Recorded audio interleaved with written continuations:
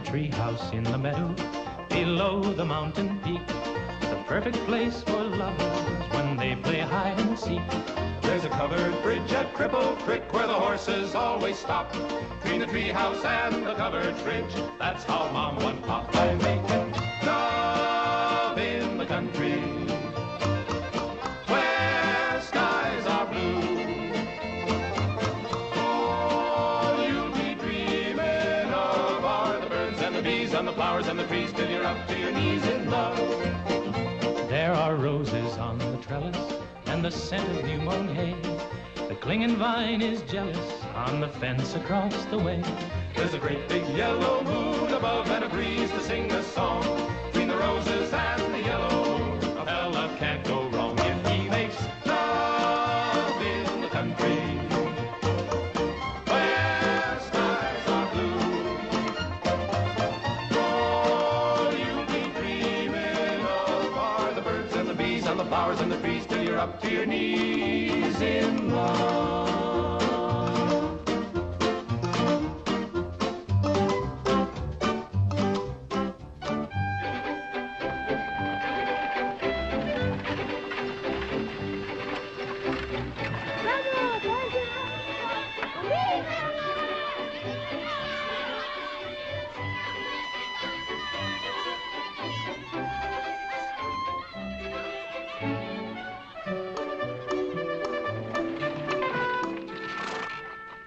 Lord to goodness, not again.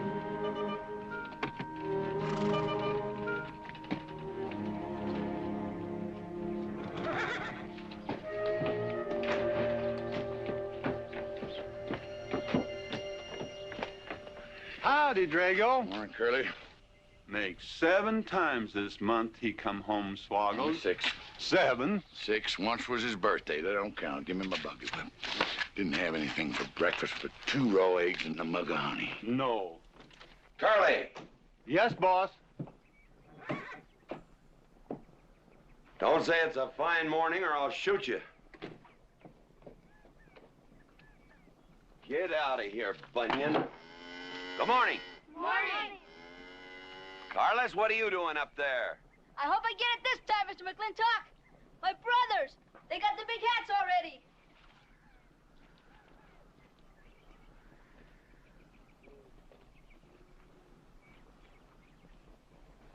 All right, let them have at it.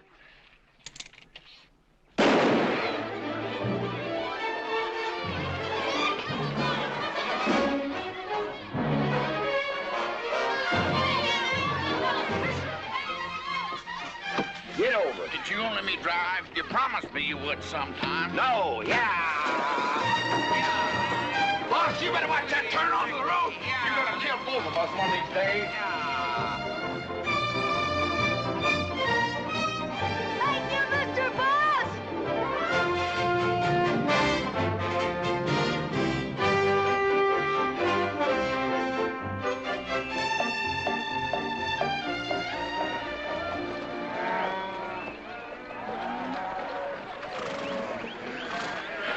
You got cattle in the back, boss.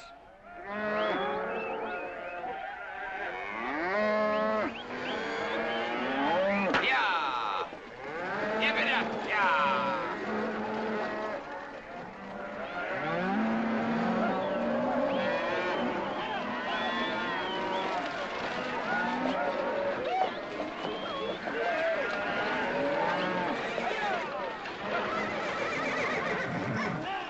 Keep 'em going. 15 cents a pound all the way to Kansas City. Yeah.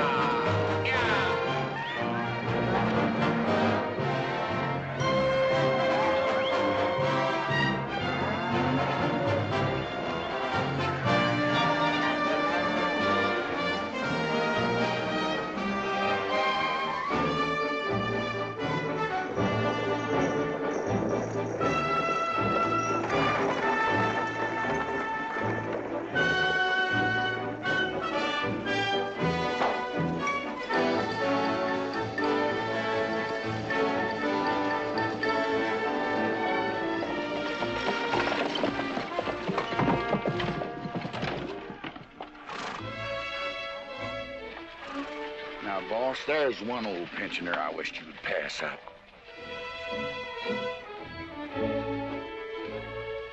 Bunny?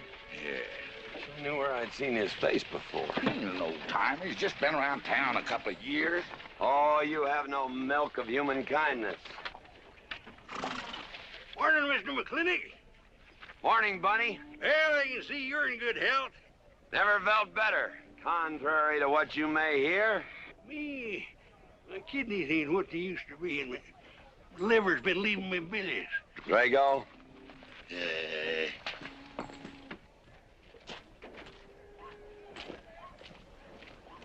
Hello, Ben. Hey, McClintock. Drago, throw that in the buggy. Yes, sir. The scrubby bunch of Sooners, huh? They are at that. Well, it ought to make Douglas happy, lining his pockets with land fees. What are we gonna do? I don't know what you're gonna do, Ben. Me, I do nothing. 200 families. Quarter of beef a week per family. If they last 2 years, that can be a sizable number. I got 20 head to 1 of any other brand on the Mesa Verde. I'm not hollering. Some of us haven't got all the money in the world. Some of us ain't old and tired and feel like being put upon. You interest me, young Ben. Go on. So the first time I find one of our hides wearing our brand hung on one of them settlers' fences, I aim to kill me a plowboy. You do what you want, McClintock. We'll do what we want. Fellas my age generally call me GW or McClintock. Youngsters call me Mr. McClintock. All right, Mr. McClintock. Not because I'm afraid of you. You're the big he-stud of this country. And I reckon a fella my age should call you Mister. Full grown now, GW. He's a half owner of the spread. I made him a full partner the day the doc gave me the long face. Well, you want him to vote the first time this territory becomes a state, don't you? Of course I do. These settlers get burned out, there'll be a lot of hollering that this country's too wild to be a state. We'll go on being a territory some more, with a lot of political appointees running it according to what they learned in some college where they think that cows are something you milk, Indians are something in front of a cigar store. I'm looking to you to hold young Ben down. I'll do what I can. Come on over to the house once in a while. We'll rack up a few hands of stud. GW, that'll be just fine.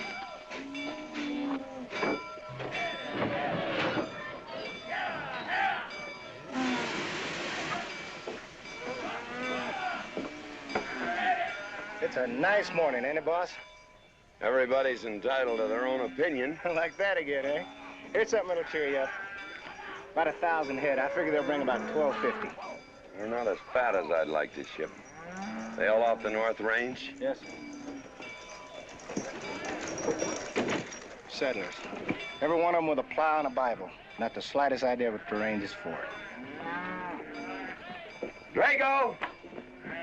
Drag out that hog leg. Yes, sir. Give me some attention. Yeah! People! People! People! People!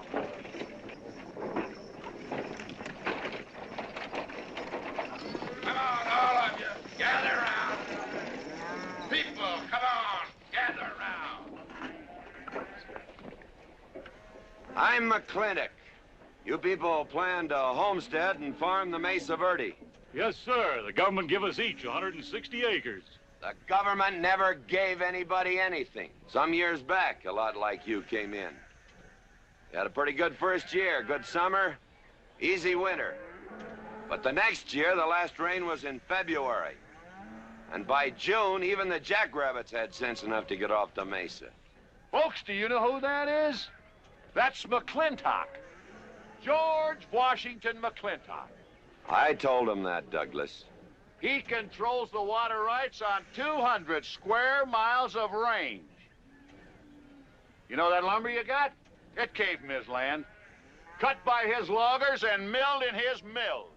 Douglas, I come close to killing you a couple of times when we were younger. Saddens me I didn't. Can you imagine a man who owns all that? Oh, and mines, too. I forgot to mention them. All that. And he's begrudging poor people a measly 160 acres. That right, Mr. McClintock? You begrudge us a little free land? There's no such thing as free land. If you make these homesteads go, you'll have earned every acre of it. But you just can't make them go on the Mesa Verde. God made that country for buffalo. Serves pretty well for cattle. But it hates the plow. And even the government should know that you can't farm 6,000 feet above sea level. Any trouble, Mr. McClintock? No trouble, Jeff.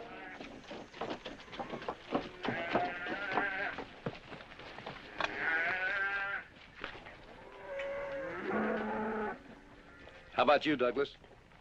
Douglas? Just plain Douglas, eh? And you call him Mr. McClintock. Why? Well, Douglas, I guess it's because he earned it.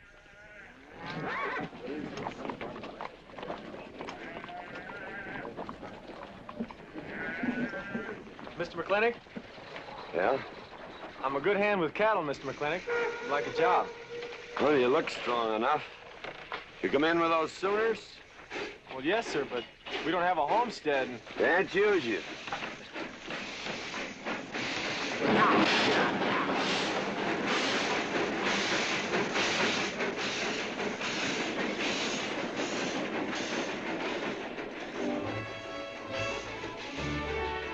Tough life, ain't it, Sonny? Hell, ain't much future in being a farmer around these parts.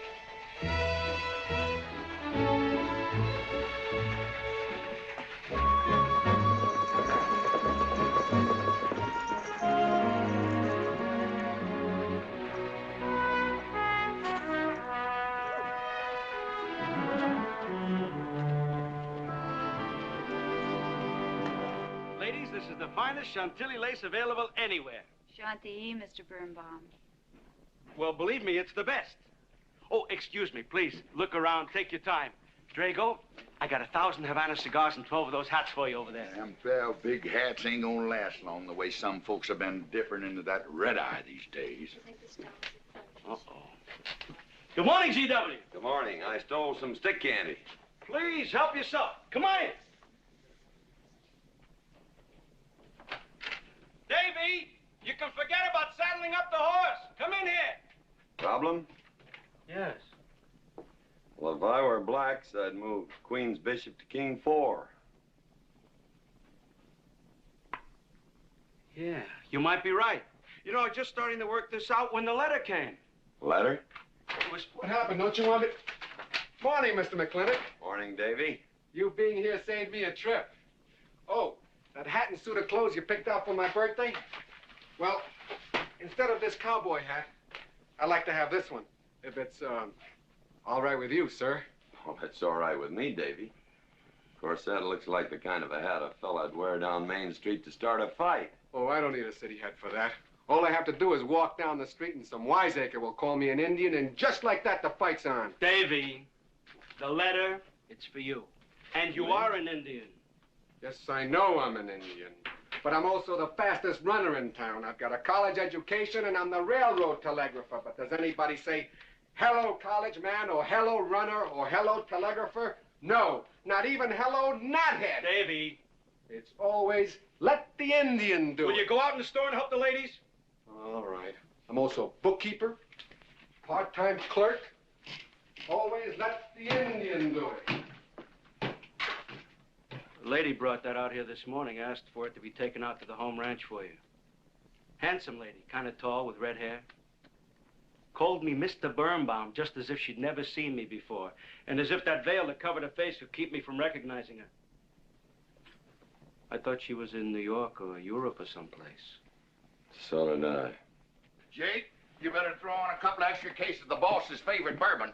That stuff sure gets used up fast out at our place. Which reminds me, you better start tapering off. Catherine's in town. Katie?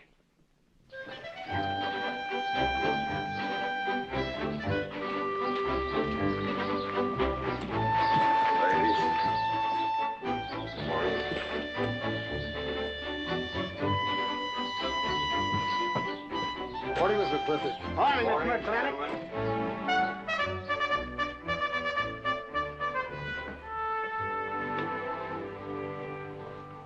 Good morning. Hello, Morning, Mac, darling. Fauntleroy, Morning, GW. what are you doing in here? Why aren't you out at the desk? Helping out the bartender. Yeah, I see a busy day. Give me the key to room 17. What? 17, and don't advertise it. Here they come, Mr. McClintock.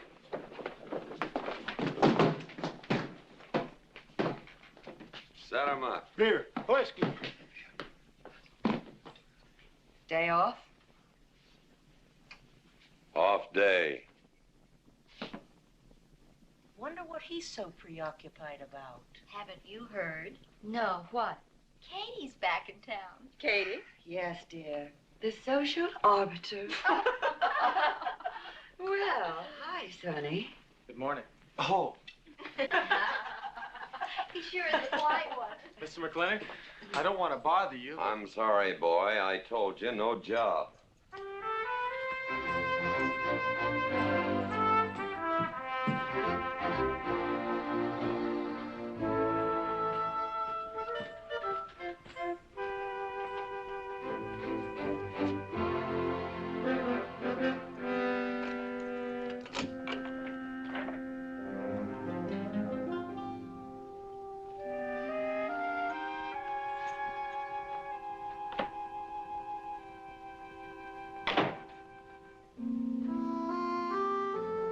Catherine. George Washington McClintock.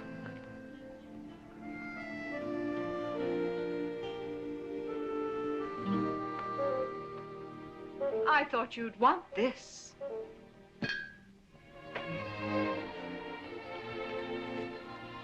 First dig of the spur. But who am I to upset your plans? But you feel kind of silly. I never feel silly. It's because you have no sense of humor. Why couldn't we sit down in the hotel dining room and talk about whatever it is you want to talk about? Or why couldn't you just come over to the house?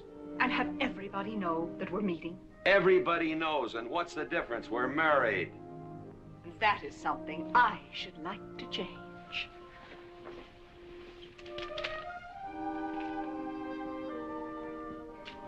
You know the answer, Katie. That isn't why you sent for me. Let's get to the rat killing. That's just the kind of remark that's always endeared you to me. Let us open the discussion. Very well. Our daughter is coming home in a few days. Rather, she's coming here. It was just a slip of the tongue that made me refer to this ugly hamlet as home. Our daughter. Is it so hard to say her name? It's Becky. Rebecca! I hate that name. Anyway, she's coming home. And I hope to persuade you to let her live with me. Part of the time in the capital, part of the time in New York, and, of course, Newport during the season. You're whistling in the wind, Katie. If she stays here, she'll become just as crude and as vulgar as all of this country. And if she goes your way, she'll be all show and no stay.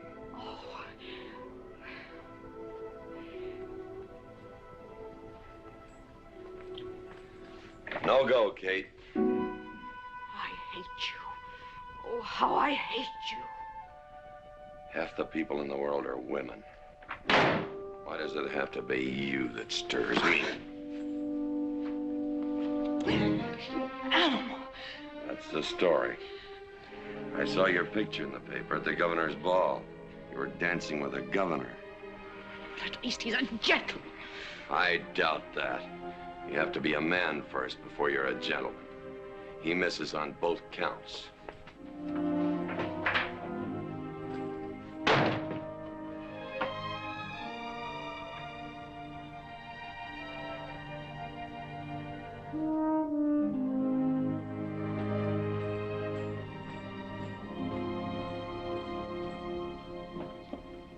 Hey, Sonny, you gonna ask him again? Nope. Hey, boy, you got a pocket of pride. You got a bag. You better listen to an expert, Sonny. I'm telling you, you got to grovel. Human nature gets him every time. Mister, leave me alone. Everybody does it one way or another.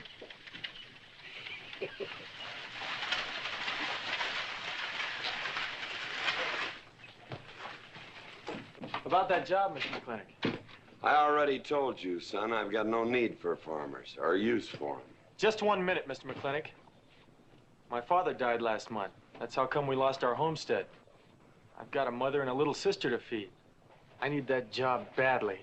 What's your name? Devlin Warren. Well, you got a job, son. See my home ranch foreman. He's over at the corral.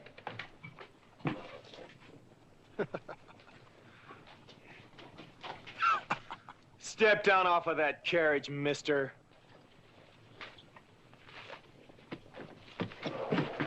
Oh, that hog leg. I've been punched many a time in my life, but never for hiring anybody. I don't know what to say. Never begged before. Turned my stomach. I suppose I should have been grateful you gave me the job. Gave? Boy, you got it all wrong. I don't give jobs, I hire men. You intend to give this man a full day's work, don't you, boy? You mean you're still hiring me, Mr. McClintock? Well, yes, sir. I mean, I'll certainly deliver a fair day's work. For that, I'll pay you a fair day's wage. You won't give me anything, and I won't give you anything. We both hold up our heads. Where do you live? The settlers' encampment, down by the mine. That's your plug? Yes, sir. Well, hop on him, and we'll go get your gear.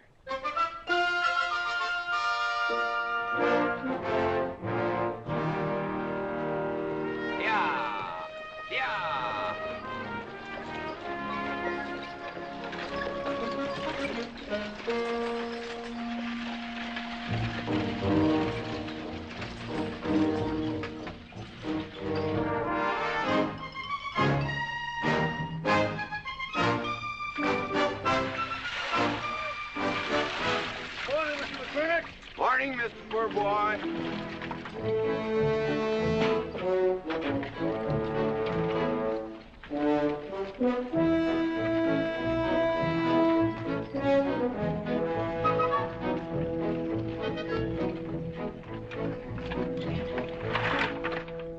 I'm sure that all you fine people are interested in knowing just what portion of this new land will be your new home.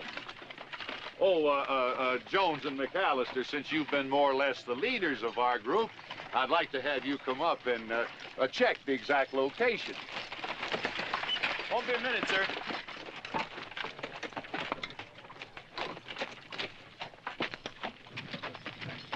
Go after that boy and give him $30. Tell him McClintock pays these riders a month in advance. From the looks of things, they could sure use it, too.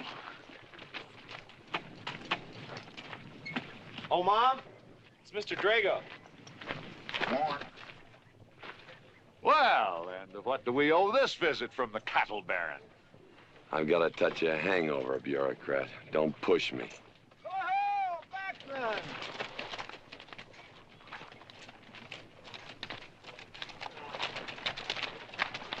Say, those are Indians. Are there Indians in this homestead land? Friendly Indians, my boy. Oh-ho, Backlund! Oh, Running Buffalo! Oh, Backlund! Long time we don't get drunk together. And it's gonna be a lot longer time, because it's against the law and you're with the sheriff. And if I got my hands full, they came into town to meet the train. The old Indian chiefs are coming home. I heard they'd been pardoned. They don't know when it's arriving, this week, next week, or next month. So in the meantime, I've got to do something with them. Could I cut out a couple of head of your steers to feed them? Otherwise, some of these settlers' milk cows are going to disappear. That's right, Macklin. Cut out whatever you need. Sheriff, are you going to camp these savages with all these settlers? You're asking for trouble. Mr. Douglas, I already have plenty of trouble. Please stay off my back.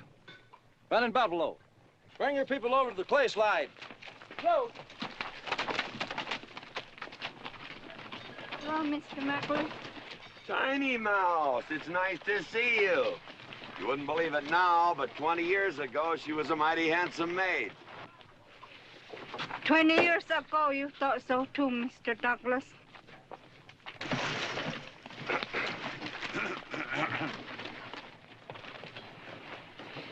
It was just like this. I had a dead beat on old Running Buffalo, and my sharp 50 caliber misfired. I was back in that trouble in the 40s. Remember? I remember. Hey, you want to tell you something come directly from heaven? No.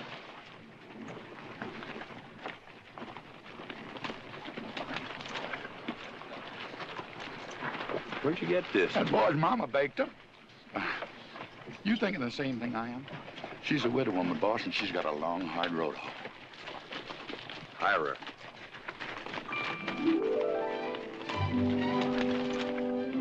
I always said you had a heap of sense. Mr. McClintock, this is my mother. Your mother? And my sister. Pleased to meet you, Mr. McClintock. Ma'am, this here's my boss, and he has a few choice words to say about your biscuits. Yes, Mr. McClintock? Huh? They're great.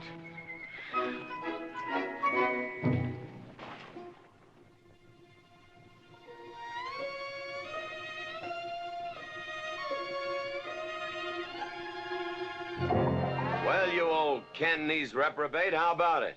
Fire me? I'd kill myself. I'm not talking about firing you, I'm retiring you. You've been rustling food for us for 30 years. We're gonna put you out to pasture. All you'll have to do is give advice. Be one of the family. I'd kill myself. I may save you the trouble. Look, Ching, you kill yourself, I'll cut off your pigtail, and you ain't never gonna get to heaven.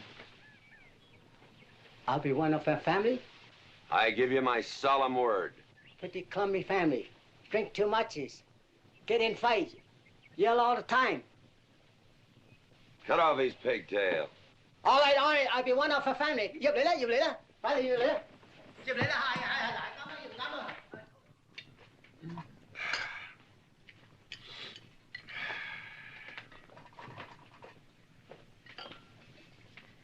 I hope everything is satisfactory. This is such a big house, it'll take me a while to get used to things. Now, please don't hesitate to tell me if anything is wrong. No bird's nest soup. Otherwise, just fine. Everything went nicely. Who's Finally, having it, fine. ma'am? Best apple pie ever had. Curly's right, ma'am. Hated to leave that last bite. Shall we celebrate with a drink? Carlos, come in and help me with the dishes. Alice, you want to help too? Yes, Jacob. All right, pitch in. Now I'll wash and you kids can dry. Is that good here?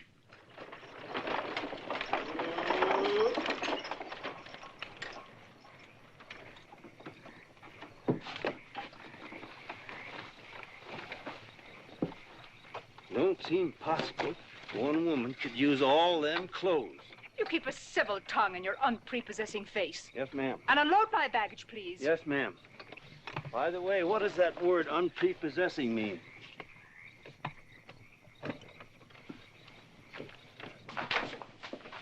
Miss McClintock. Oh, hello, Carlos. Run and help the driver with my luggage. I couldn't trust anyone else in this house to do anything correctly. Luggage? Give him a hand, Curly. Yes, boss. Mr. McClintock? Are you moving back in? Yes, but nothing has changed except my place of residence. And I'd be willing to put up with savages rather than be denied the company of my daughter. And I'm proving that by moving in here. Mr. McClintock, since it's my first day, would you excuse me if I, Go ahead. Oh, Catherine, this is, Dev Warren. He joined the outfit today. Please, ma'am. Thank you. Well, how refreshing. A polite young man here. Where did he come from? He's a farmer. A farmer? Well, I'll be doggone. Kate, welcome home. What on earth are you doing in that idiotic-looking outfit? And don't you dare call me Kate. That's my butling suit. I'm butling for the boss. And I'm sorry, Catherine. That Kate kind of slipped out from the times I remembered you as being nice people.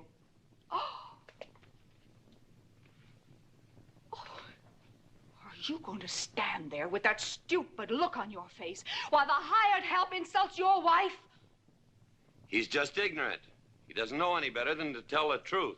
And I can't help this stupid look. I started acquiring it as you gained in social prominence. Mrs. McClintock, where do you want I should What? Put him in the master bedroom. Yes. But move Mr. McClintock's things into another room. Oh, the one back of the stairs would be best so that he can't wake up the entire household when he comes home every Here's night. Just before daybreak. Yes, ma'am. Oh, excuse me. Here's your cigars, Mr. McClintock. I am Mrs. McClintock. Kate, Catherine, this is the cook. This is the lady does the cooking for us. Mrs. Warren, Mrs. McClintock. How do you do? Very pleased to meet you, Mrs. McClintock. Very pleased. Likewise. You see, I just came to work here today, and I guess I jumped to the conclusion that this was a bachelor's household. It is, and then again it isn't. I will explain so everything will be quite clear, Mrs. Wallace. Mrs. Warren. Mrs. Warren, it has been a bachelor's household for quite some time. And it will be again just as soon as I am out of here, which will be as quickly as I can make arrangements to take my daughter back east with me. You see, she's coming home from school in a few days, and then we'll be off together, and you can return to conducting yourself as you consider proper in a bachelor's household. Katie! Shut up! Until then, I am mistress in this house, and I will give the orders. I want my breakfast served in bed. Let her. Ain't you gonna say nothing, boss? Breakfast in bed. No. 1 poached egg, tea, toast. Oh, GW. As soon as my things are put away, I want to talk to you about Rebecca. Yes, Mrs. McClintock. Indeed, Mrs. McClintock. Of course, Mrs. McClintock. The toast, lightly browned and unbuttered. Of course, ma'am. Wait a minute now, boss. Where do you think you're going? I just remembered I got a date. But she said she wanted to have a talk with you. I heard.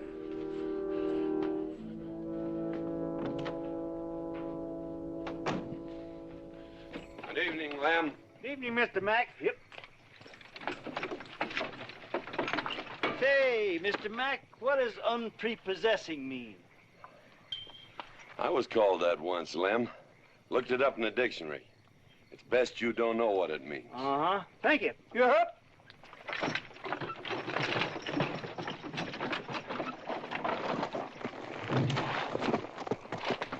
Hey! What am I gonna tell her when she asks where you went? When in doubt, tell the truth. She wouldn't expect that from you anyway.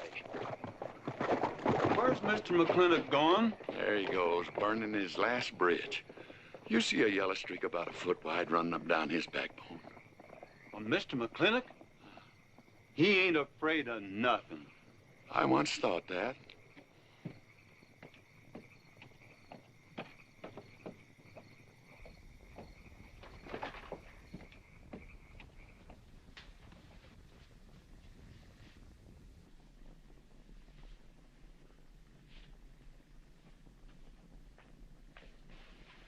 Drago?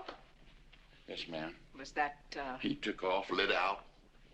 I told him I wanted to talk to him. Ma'am, I was standing right over here when you said it, and I was standing right out there on those front steps when he walked up to a horse, grabbed a hunk of mane, stepped up on him, and sunk spur. Where did he go? Last time I saw him, he's going east. But you know him, he's liable to go north, south, or west. Get me a carriage. Yes, ma'am, but But what? maybe you shouldn't follow him into maybe where he's going into. What does that mean? I don't know, but I wish I hadn't said it. I'll just get the carriage. Yes, ma'am. What happened? Get the Bruce. Baruch? Hitch it up. She wants to go to town. But Mr. McClintock never said anything to me about it. Look, young fella, I'm the ramrod around this place, and you better start giving me a yes, sir. You're gonna get the roof of this house pulled down on your head. Yes, sir.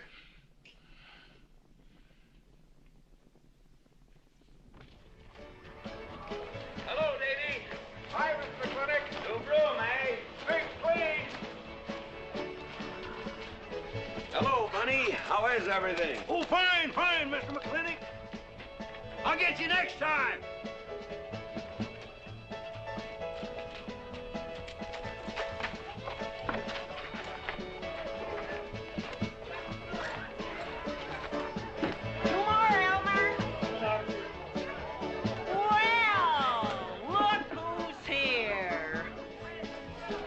B-Mac. Same as usual? Ladies. Evening, GW. Jake? Wrong move. What? Chess problem. Queen's in danger.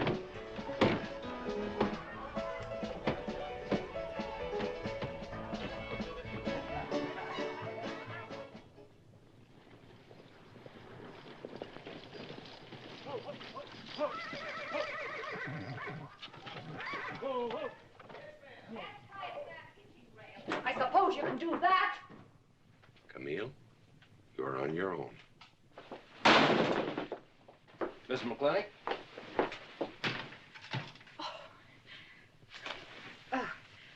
I'm Camille. Camille Reedbottom. I'm learning the game of chess. Thought it would give me something to pass the time. See, I have nothing to do all day long, and I just remembered something.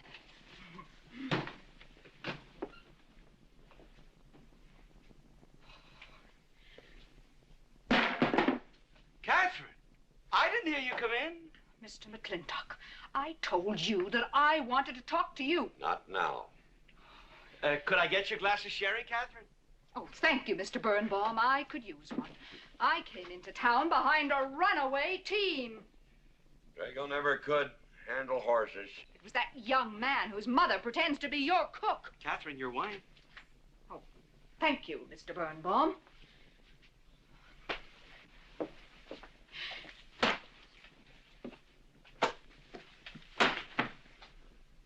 Now, Mr. McClintock, we have an awful lot to talk over. First thing I learned about Indian fighting was to wait for daylight.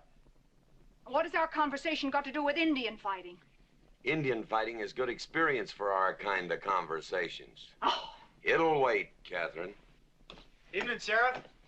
Mr. McClintock, we had quite a ride out here. Oh, I finally got that team settled down. It's your move. No, it's your move. I just castled. Oh. Now, look here. You're not going to sit here all night long and play chess when the matter of our daughter remains unsettled. I am going to remain here and play chess, and the matter of our daughter is settled. She stays. Oh, such stubbornness. Catherine, your hair. Oh, it is a mess after that awful ride. No. It's just that I haven't seen you for a long time. And it seems to me the last time I saw you, your hair was a little darker, no?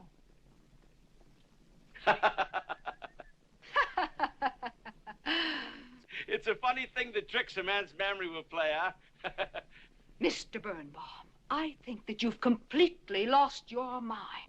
You have done something to your hair. I have not. If I had, it'd be none of your business. I'm certainly not going to put myself in the place of those blondine trollops that you seem to prefer. Take it. Huh? Oh. Fill it. Oh.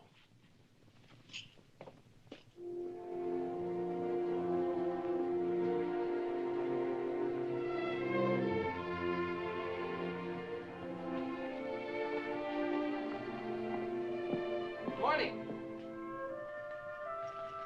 You fellas still at it all night? McClintock never quits. But a Birnbaum has to. Besides, the game is over. You got me. Oh, no, Mr. Birnbaum. You still got a good game. Oh, you play chess. Please, take them.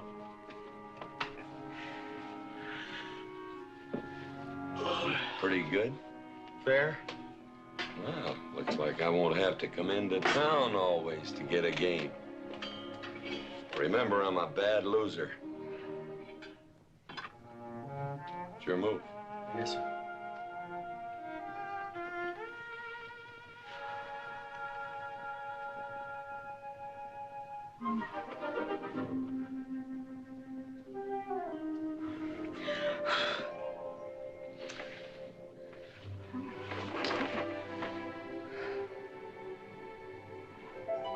Good morning. Good morning. Oh, it's not morning already. Mm-hmm. Cup of coffee? Oh, yes, thanks, Jake. You're welcome, Catherine. Got any cream? Canned cow's milk. can do. Good old condensed milk. That reminds me. I was cleaning out my desk the other day. I found something I wanted to return to you.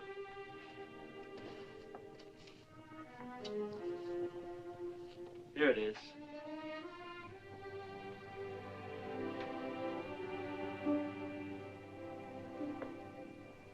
It's a medal, remember? From the President of the United States of America to First Sergeant Michael Patrick Gilhooly for bravery above and beyond the call of duty. It's your papa. Reminds me of the first time I ever saw you. It was over 17 years ago. You walked into my store, not much bigger than the bundle you were carrying. And in the bundle was the most beautiful baby I ever saw. And was she hungry? You walked all the way from Superstition Creek just to trade me that medal for a case of canned milk. GW was off somewhere as usual, fighting Indians. Sheriff! Sheriff Lord! Well, have you seen the sheriff? Kind of early for him. To try his house? Why didn't I think of that? Looks like Birnbaum's is open. Maybe somebody in here knows. So there you are, Sheriff. I told you you were headed for trouble. Trouble? I want to know by whose authority you let those Indians stay in town. Those savages are wards of the government, and I am the representative of I that told Sheriff Lord that he could put him up down by the clay side. Because the town's named after him, he thinks he owns it. Well, you check the books in the recorder's office, and you'll find I do own a fair piece of it. Agard, if you knew anything about Indians, you'd know that they're doing their level best to put up with our so-called benevolent patronage, in spite of the nincompoops that have been put in charge of it. Those Indians need my permission to leave the reservation. Those chiefs have been giving orders all their lives. It's pretty hard for them to understand that they have to hold up their hand like a schoolboy in a classroom. The law is very clear. I told you you'd get no satisfaction from these people. But we'll get the girl back. Girl? The girl the Indians kidnapped. But don't worry. I armed the settlers and set them to rounding up those red devils. What is this about a girl? Millie Jones, one of the settlers' daughters. The Indians kidnapped her. That's ridiculous. And you turn loose a lot of farmers with shotguns? I certainly did. You're insane. Let's go, Sheriff. Mr. Douglas, Oh, Miss McClintock. much as I hate to agree with GW about anything, you haven't changed a bit. You're still an hysterical fool.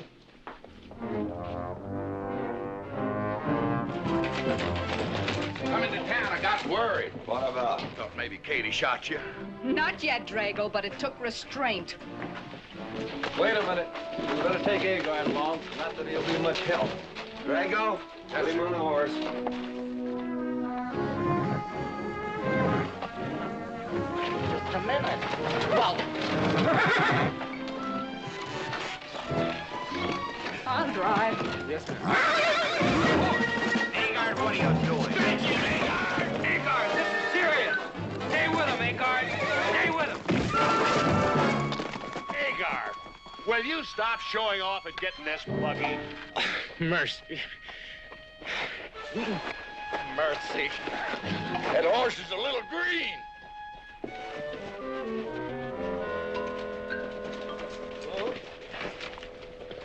Let's go. Yeah!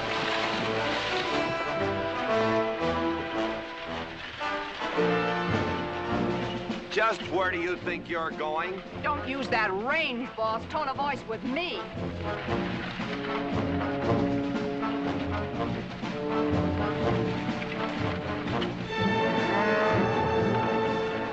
Carter!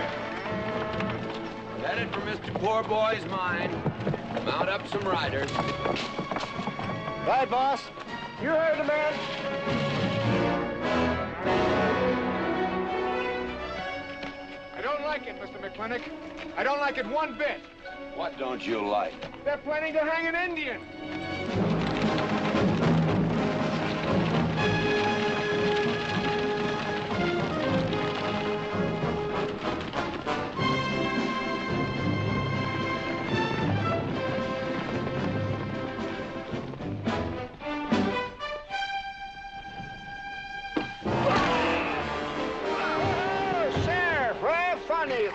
whiskey. Hold that. Not so fast, Mr. Boss of the whole country. Unless you want to wear a big hole in your middle. How long is GW going to let that cheat-chalker push him around? That cheat-chalker has a sawed-off shotgun. How do you know she didn't wander off someplace or meet some fella or something? What are you saying? That I didn't raise my girl right? That she'd wander off all night with some man? There's a lot of things I'm not saying to you, mister. Well, you got a sawed-off shotgun in my middle. But how do you know this Indian had anything to do with it? She's gone, ain't she? She's gone. Pa! Pa! I'm over here! Pa! Been looking for me, Pa? Where you been, gal? Young Ben took me for a sunrise ride, and the horse wandered away. You come down over there. But, Pa! She's telling the truth, Mr. McClintock. We wasn't doing nothing. Well, that's not important right now. The important thing is that you don't draw that hog leg, or this'll be worse than Dodge City on Saturday night. You get on back to the wagon. I'll tend to you later. Now for this young whippersnapper. Now, no harm has been done. And young Ben here is one of the nicest boys in the territory, so just put down that shotgun and I'll let's teach forget him to fool with Mike. Now, we'll all calm down. Boss, he's just a little excited. I know. I'm going to use good judgment. I haven't lost my temper in 40 years. But, Pilgrim, you caused a lot of trouble this morning. Might have got somebody killed. And somebody ought to belt you in the mouth. But I won't. I won't. The hell I will.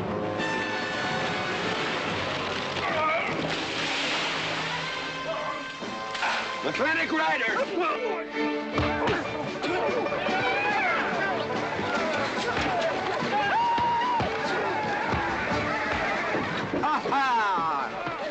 Oh, Markland! Hey, Buster! Remember me?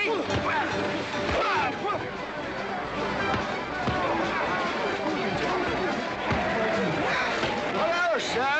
Nice party.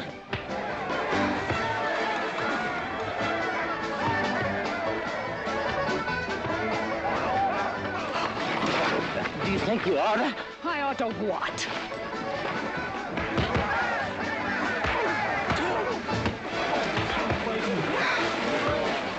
Why, you...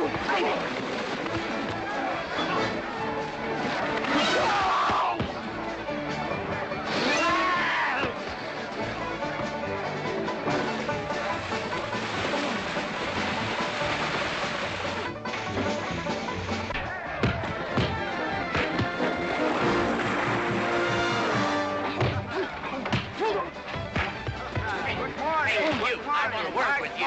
Hey, just a minute. What are you doing? My glasses. Hey, now stop this or you'll be sorry.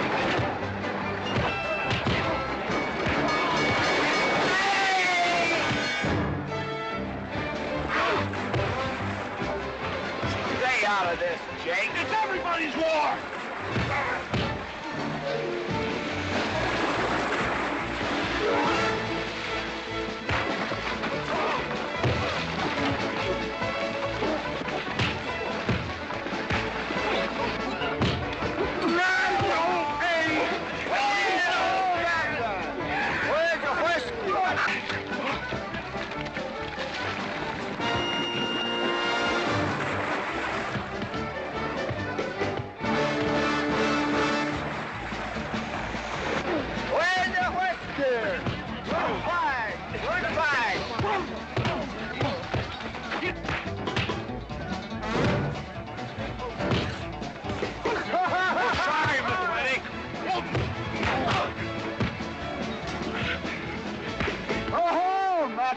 Thanks.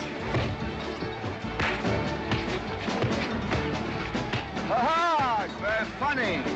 Yeah, very funny.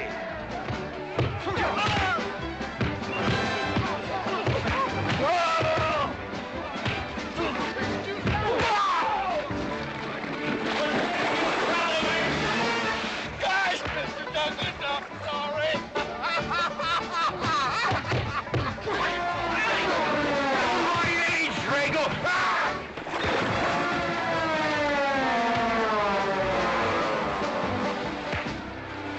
Hey!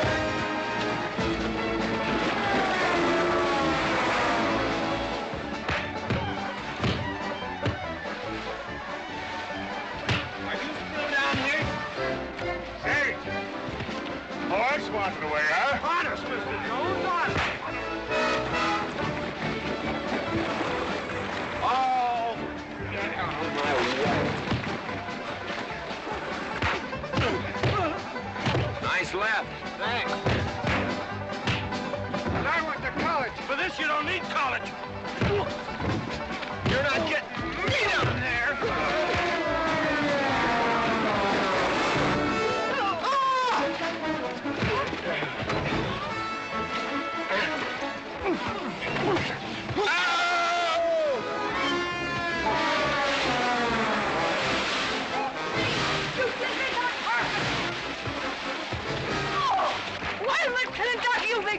Good morning to you, Mrs. McClintock. Buddy, you big... Yowie!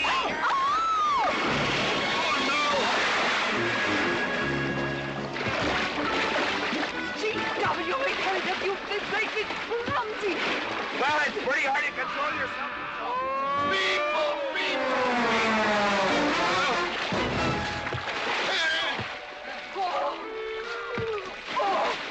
Oh, Macklin! Oh, Macklin! What party? But no whiskey. We go home.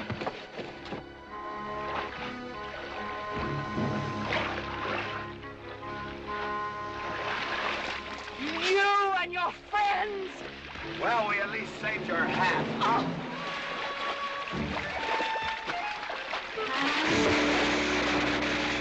Where is everybody? Oh, for heaven's sakes.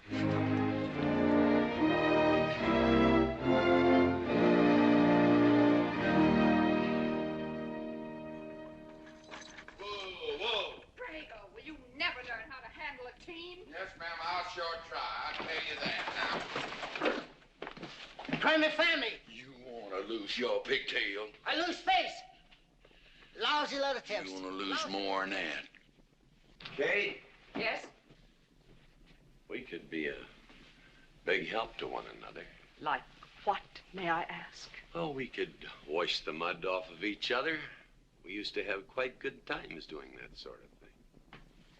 There are a lot of things we used to do. Good night, Mr. McClintock.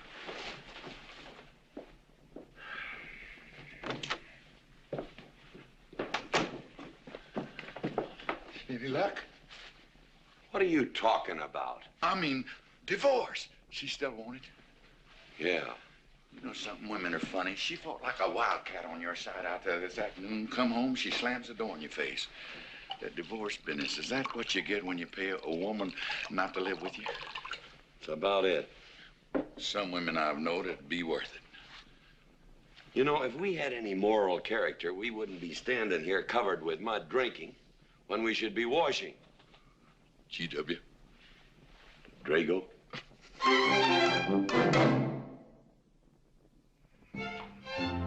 Miss Warren, these biscuits. Oh, thank you, Drago.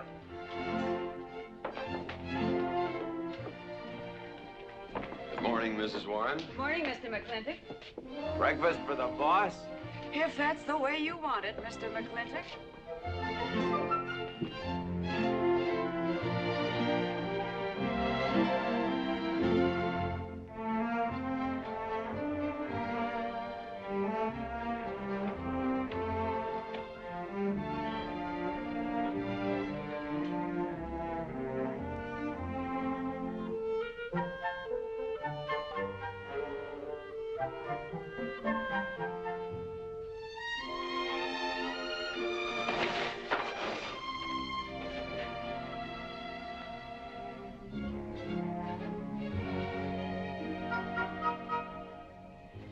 One poached egg, tea, toast, lightly browned, and Why, Mrs. McClintock, you have a black eye. I do. Ooh.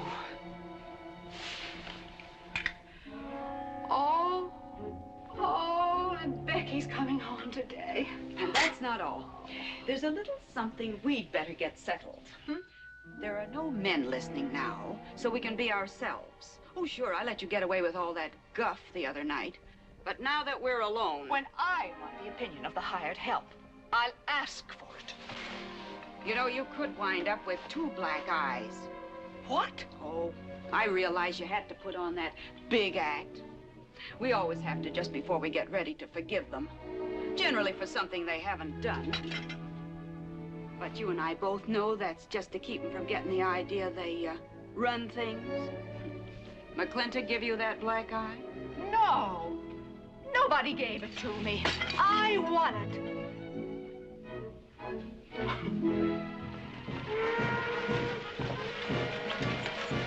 Morning, Davy. Morning, Mrs. Beach. Mr. Beach.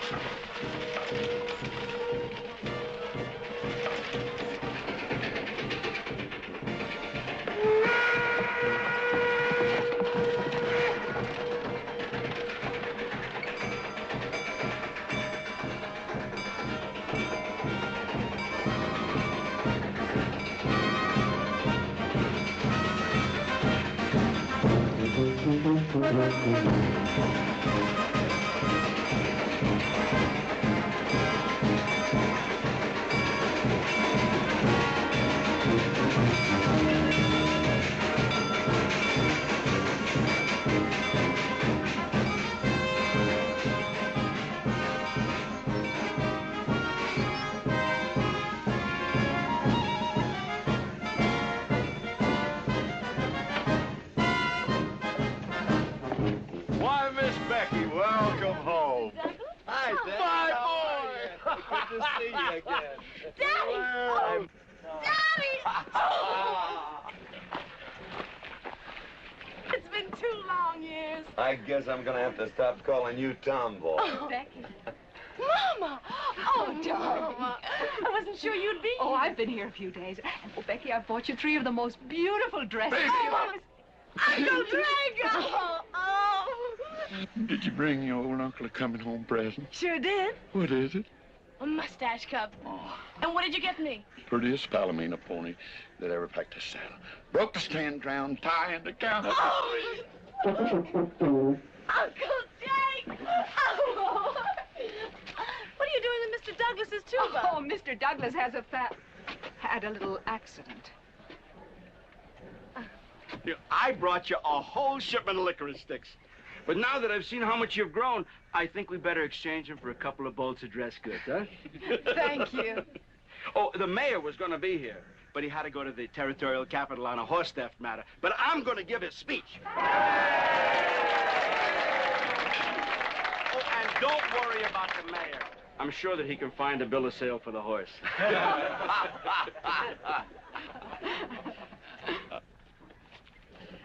Ladies and gentlemen, we are here to welcome the fairest... What am I doing? We are here to welcome back the prettiest girl that was ever born in McClintock, or in any part of the territory.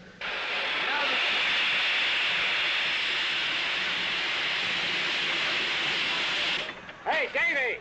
Yeah? I got something for you. Guardmaster up at the junction told me to let him ride, so I locked him in here. I've had my scalp a long time, and I aim to keep it.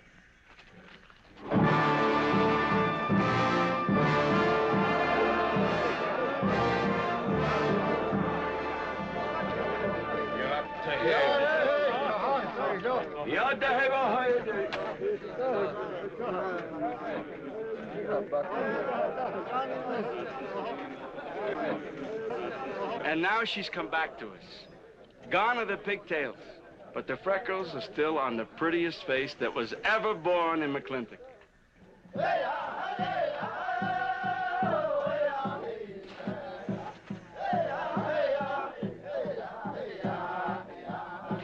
Hey, that's Puma. And it's true. The government did turn them loose. Good old Puma. I'll never forget when he brought G.W. home. Your father had a hole in his chest and 104 fever. Of course, they weren't very mannerly about it.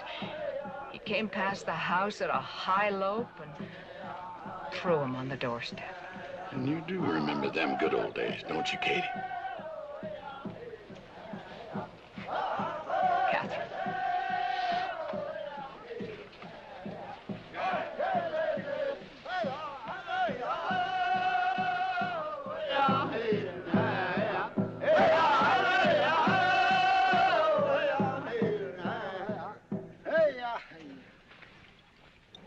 Yatahe, my friends. Yatahe. Puma, honored enemy. Does Big McClintock forget? Also blood brother. No, I'll never forget that. All wound. Does it hurt still? I feel it when it comes on to rain. An inch higher and I wouldn't have had to worry. Our Big McClintock, that was remembered fire. We return with news. Our people have more trouble. You see, I learned good English now, Big McClintock. Learned in white man's jail. But we would have you talk our course at government hearing. I understand that Governor Humphreys is going to preside at that meeting. Yes, Puma, I'll translate your wishes. Mr. McClintock, could I impose upon you to use your Comanche to tell these chiefs... Puma is chief of the Comanches, and he speaks English very well. Oh, well, your people will have to follow my instructions to the letter. It is the law of the land... Well, now, just a minute. Well, for heaven's sakes.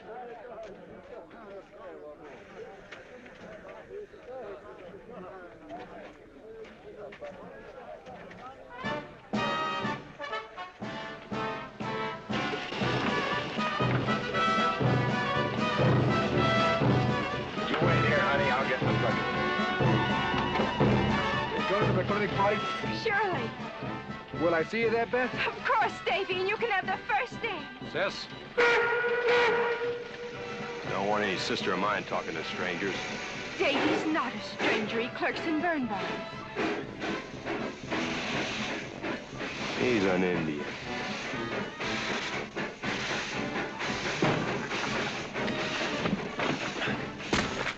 Darn you, Drago!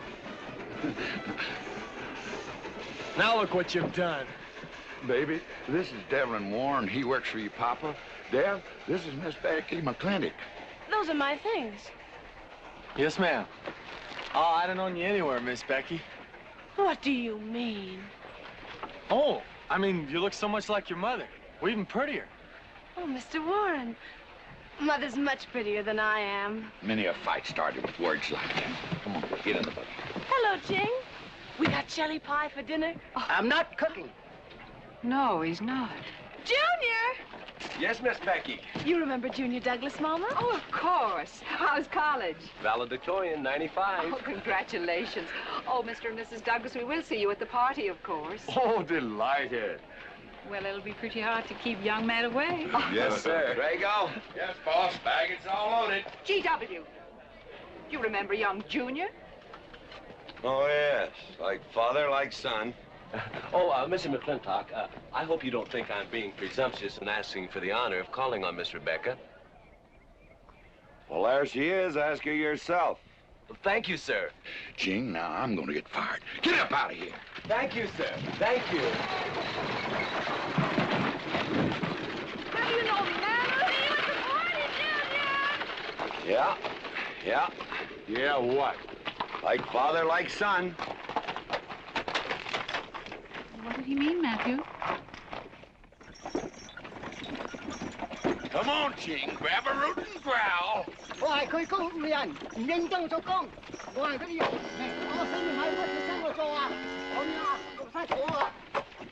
you're doing a good job, Miss McClintock. Thank you, Miss Flora.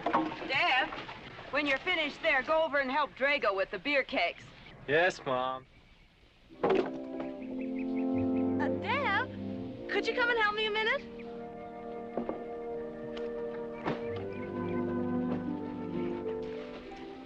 I certainly was surprised to hear you went to college. Why? I don't know. Junior says Purdue's a good college for a backwater place like Indiana. Well, he did indeed. Oh, could you do this? I can't reach it. Why didn't you finish college? Lack of funds. My father got sick, and he had to come out west. So he took out a homestead. You know, your mom's sure cute. It's too bad you didn't inherit her eyes.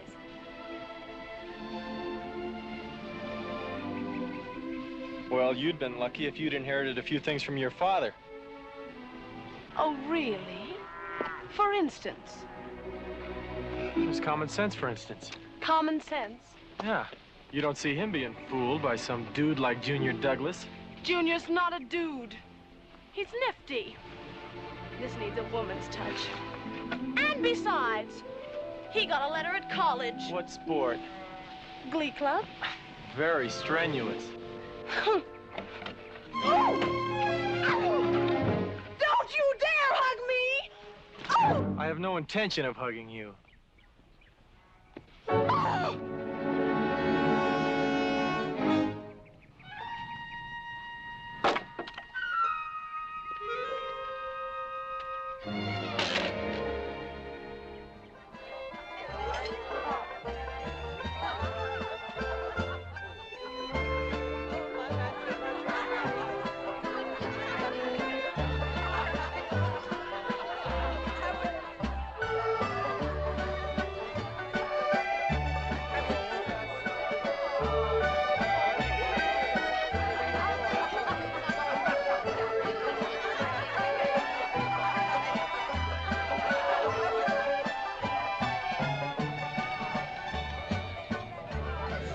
Ladies all look lovely, Catherine. You know, this is a real fine party. Oh, thank you, Ben. Of course, we had to invite everybody. Just everybody. Sorry, GW, but this one's mine. Well, thank you, Mrs. Warren. I guess I'll have to be a good host in my own home. Well, the next one's yours, Mr. McClintock. Thank you.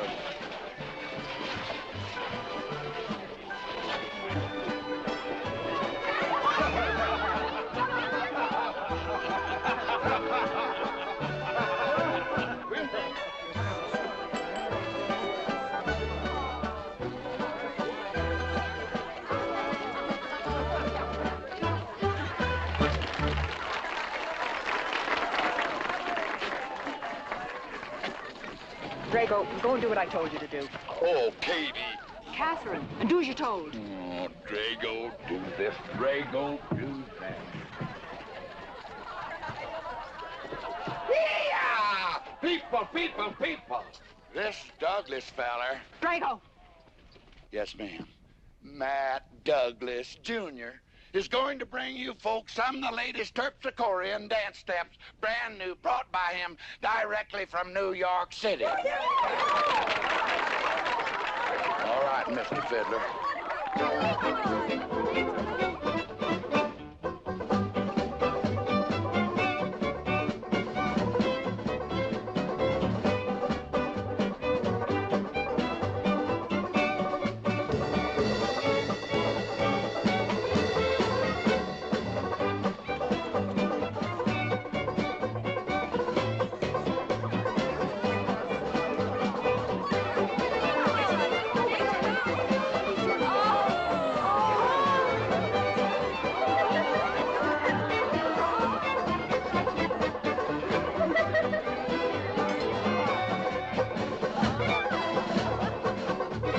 Give me a whiskey. Put Williams on board. What? Just turn a 10-gallon party, boss. We'll run out of whiskey. Well, I can take care of that, Chief.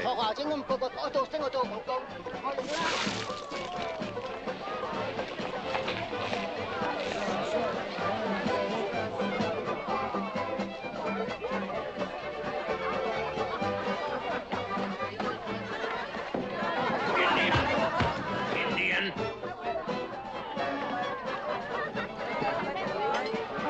And you still got any ideas about asking my sister to dance? Get up and we can do this all over again. Yes! That's enough. You fought it. It's all over. Quit butting in, Birnbaum. He's a hired man, not your son. Look, you fought him fair and square. I don't think it was so fair and square. Well, you want to take up where he left off? If I did, you wouldn't find it so easy.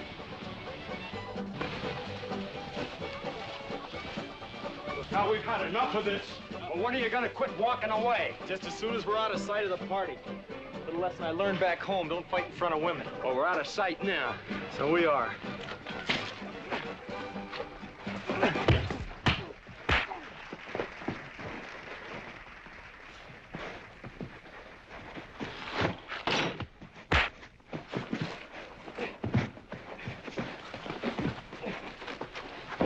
Such vulgarity. Someone should do something about it. You're right. Absolutely right.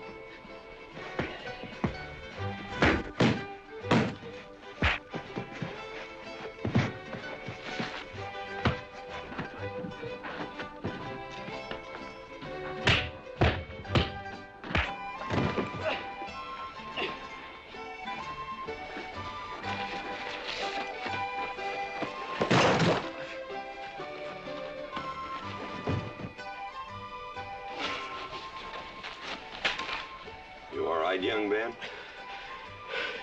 I'm all right, Mr. McClintock. Pretty fancy fighting for a country boy. 2 years at Purdue, Mr. McClintock, on the boxing team. I never thought any farmer could whip me.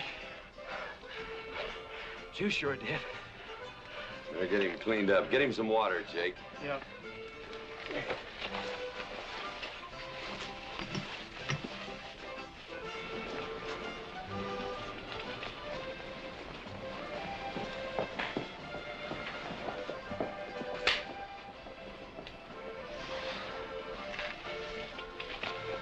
Get yourself cleaned up. Go ask that girl for a dance. Who? Oh! Did I miss one? Oh. Where is he? I'll find him, that young whippersnapper. Trouble. Where is that farmer boy? Where is he? Where is he, G.W.? Oh, so you're the young farmer boy that whipped my nephew. Well, I'm Fauntleroy Sage, young Ben's uncle. Well, I'm no farmer, but if you're young Ben's uncle, yes, I whipped him. And you're intruding. What's intruding mean? Butting in. Oh, so he's insulting me. Well, then I got another reason for walloping him. Besides, on account of him thrashing my nephew, young Ben. Fauntleroy, you can't get mixed up in these youngsters' quarrel. Family honor.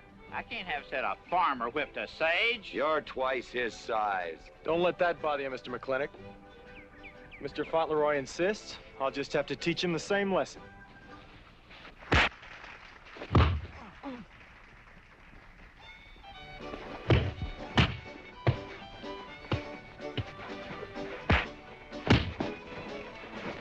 Say!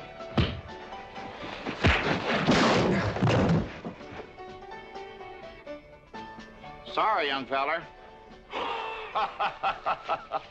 Hate to have to do that, young fella. No hard feelings. Not yet. Not yet what? I mean, that isn't all. Now, wait a minute. Fauntleroy, we're gonna make this a fair fight. Of course we are. Of course we are, G.W. There'll be none of this. I wouldn't do that, G.W.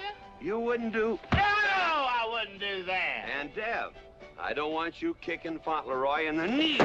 He didn't do no such thing. And none of this nose twisting. He's all yours.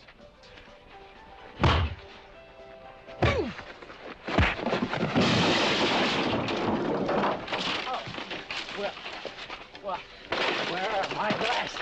You all right, young feller? Ouch! I'm all right. This Indian agent will stop stepping all over me. I beg your pardon. G.W. You're just funning me. But I want you to know that boy fought me a fair fight. Well, I'm glad to hear that, Fauntleroy. Here's my uncle. Fauntleroy, what have you been doing? I hope my uncle didn't bother anybody. No bother. I think we'd better join the ladies before they get curious. Drago. Fauntleroy, let's line them all up for a do-si-do. Jake, you think tincture of arnica would help? Could be. Used to help you. Gentlemen, to the medicine cabinet.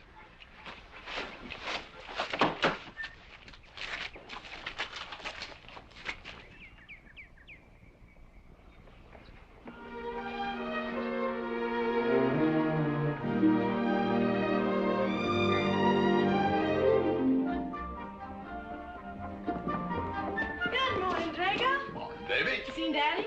Took off early this morning with a scattergun over his arm. Went hunting.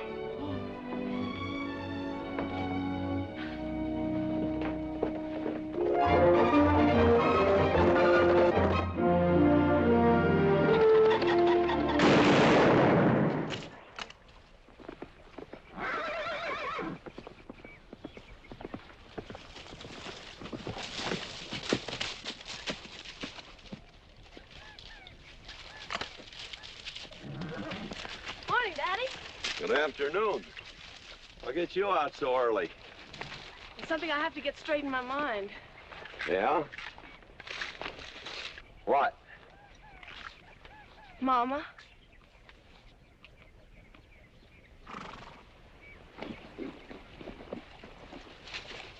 Why'd you and Mama stop living together, Daddy? Why'd you separate? Aren't you going to answer me? No, It's sort of my business, I think. I don't. Is it another woman? Usually is. At your age, you always know what's usual. Is it Mrs. Warren? Becky, I don't want to start laying the law down your first day back home. But I'll have no more such talk. First time I ever saw Mrs. Warren was last week.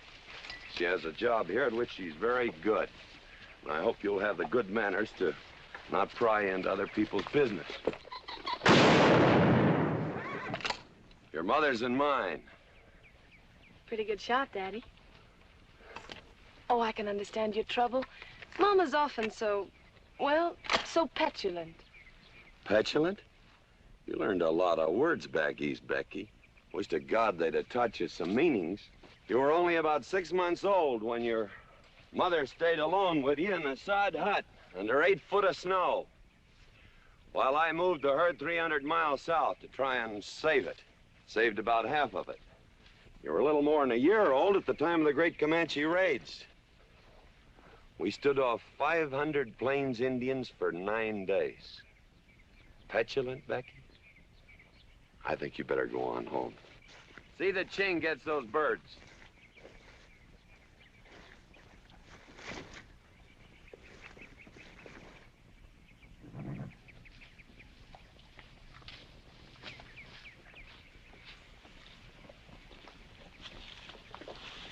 Becky,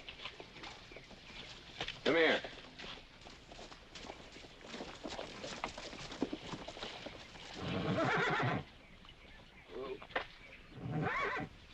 There's something I ought to tell you. Guess now's as good a time as any. You're gonna have every young buck west of the Missouri around here trying to marry you. Mostly because you're a handsome filly. But partly because I own everything in this country from here to there. They'll think you're gonna inherit it. Well, you're not. You're gonna leave most of it to, well, to the nation, really. For a park where no lumberman will cut down all the trees for houses with leaky roofs. Nobody will kill all the beaver for hats for dudes, nor murder the buffalo for robes. What I'm gonna give you is a 500-cow spread on the upper Green River. Now, that may not seem like much. It's more than we had, your mother and I. Some folks are gonna say I'm doing all this so I can sit up in the hereafter and look down on a park named after me.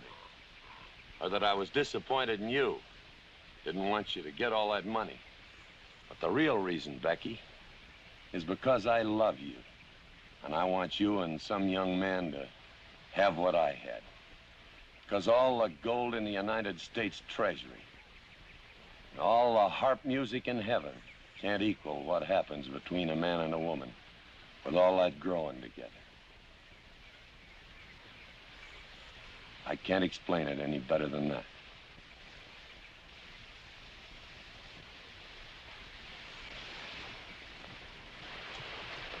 All right, Daddy.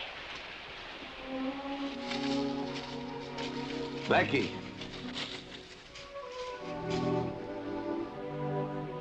When you're as old as I am, you'll thank me for this. Daddy, I'm full grown. I wasn't worrying about me. I was thinking about you and Mama.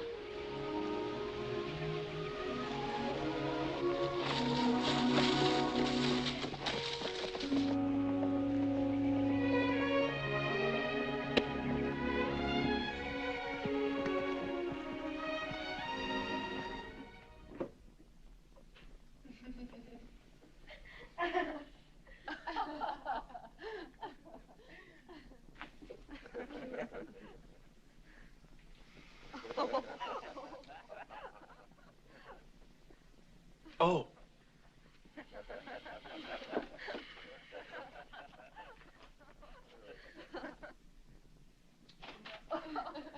Well, sir, all three of them fell right out of the carriage. Oh. Well, it's getting rather late, Becky. It's bedtime. Oh, Mother. He brought this. He must have intended to use it. Oh, well. Sing us a song. Well, if you really want me to. Gosh, I haven't played in You quite know just right for me. Sure. It's the rage now. Oh. Oh. Dev, what are you doing? Oh. I just thought I'd get another cigar. Well, you've got one in your mouth and two burning in the tray. Not move. Fellas want me to play all the time. You're cuter than a baby steer, and softer than a mouse's ear. I want the whole wide world to hear. You're just right for me. You're sweeter than... Oh, no, not that rhythm, Junior. Do it the way they do at the plaza. I know the words. Sure, Becky. Will you sing with me? Of course. All right. I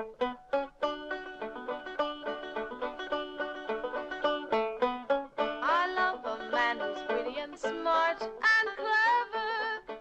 It's your move. Oh. Oh, Deb, you're playing like an amateur. Let's call it an evening. I'd like to know where your mind is tonight. You're sweeter than the early spring, or bluebells when they start to Pretty good. ring.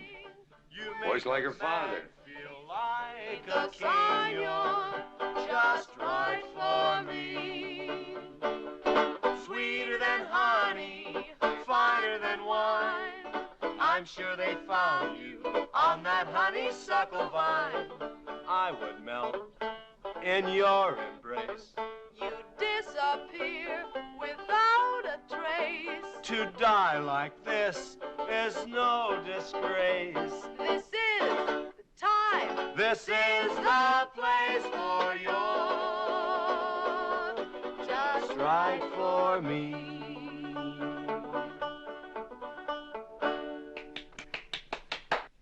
Well, that's so good, I kind of hate to break this up. But we're going to have that Indian hearing tomorrow morning.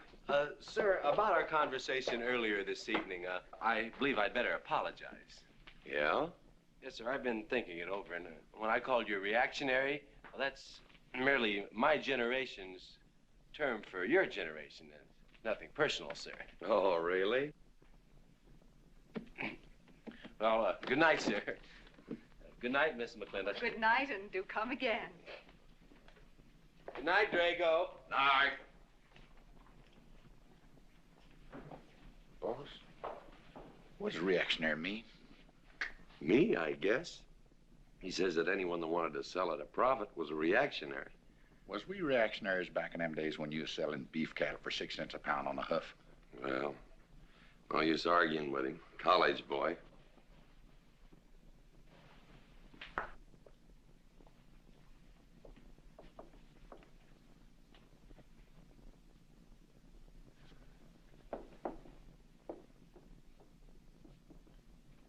Devlin Warren, if you was my kind of man, you wouldn't let some dude walk off with the prettiest girl west of Denver without putting up some kind of fight. Does it show? Well, what can I do? I'm just one of her father's employees. I'm just a hired hand around here. Every so often, Dev, you spill the strangest ideas. Everybody works for somebody. Me, I work for everybody in these United States that steps into a butcher's shop for a T-bone steak. And you work for me. It's not much difference. Daddy, the most terrible thing just happened. Junior's horse ran away. The one he rented at the livery stable. Tied up a rented horse by the reins. He's probably back in the stall by now. I think we could get Junior something that he can ride. What I'd rather do, Daddy, is drive Junior home in our barouche. It's a lovely evening, and I'm sure Uncle Drago wouldn't mind driving. I would, and I got the kind of manners don't keep me from saying so, just to be polite. I'll drive him home, Mr. McClintock. And you don't have to come, Miss Becky. I'll see that he gets home safely. I can take care of myself. You got yourself a foot, didn't you? Dev, get the carriage. Drago? I'm going with them. Now you got me wrangling dudes.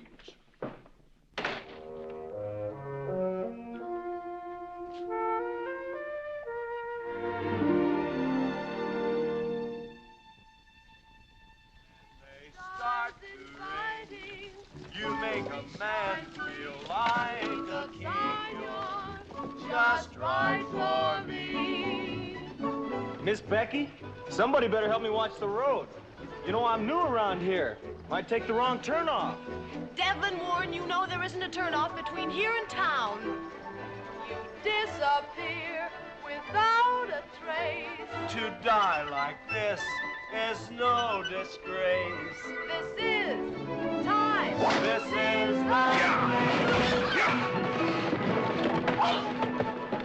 Devlin Warren, what are you trying to do? Kill us? Rather have your friend drive? Yeah!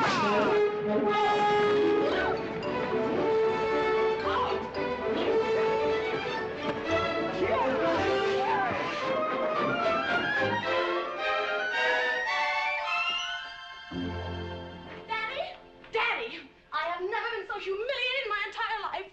I said what I said, and I'll stand by it to the death. Shoot him, Daddy. Shoot him at once. Why? My honor is at stake.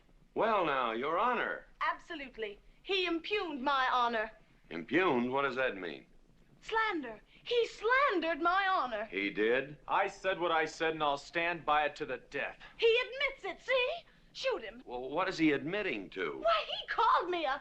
I won't even repeat the word. I didn't necessarily call you anything, but I said what I said, and I'll stand by it to the death. Well, just for the tally books, what did you say? I said that any girl who would permit a man to kiss her before they're formally engaged is a trollop. He said it again! Shoot him! Now, hold on. No, don't hold on. If you're my father, if you love me, you'll shoot him. Well, I'm your father, and I sure love you. So... Oh, you shot him! You really shot him! Hey! He dies! If he dies, he'll be the first man ever killed with a blank cartridge. We use this to start the races on the 4th. Hey! I'm on fire! Oh, you poor dear. Poor dear? You'd have had me shot in cold blood. But it didn't happen. Yelling I insulted you and all. What you need is a good spanking. Dev! Daddy! Leave me out of this. I think I'll give you what you deserve. You wouldn't dare! Oh, wouldn't I? You'll think next time before you have someone shot. And this kicking and yelling isn't gonna help you. Don't you! Oh, Daddy! Wait a minute! Daddy! Oh, Daddy! Help me! Don't! Daddy, boy, I hate you! Mommy! Oh, GW, was that a shot?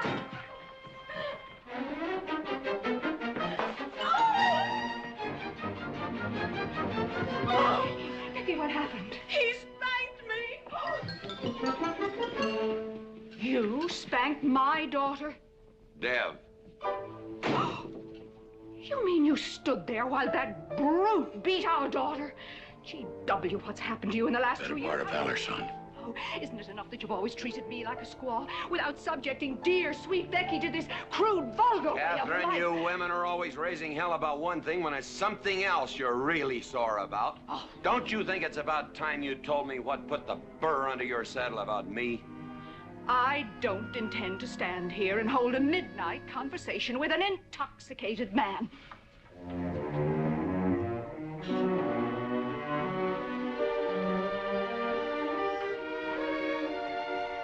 And I am not intoxicated.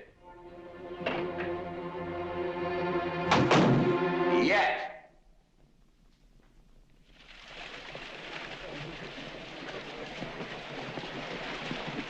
Hello, Governor! Hello, Governor!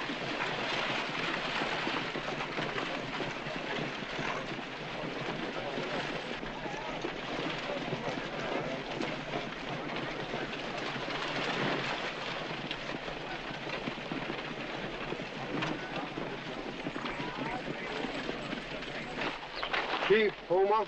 Yes, Sergeant. Big McClintock, We know you get us fair judgment. You gentlemen, follow me.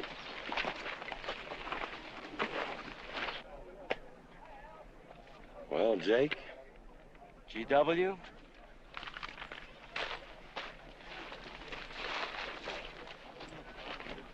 Well, GW, it's been a long time. Not long enough.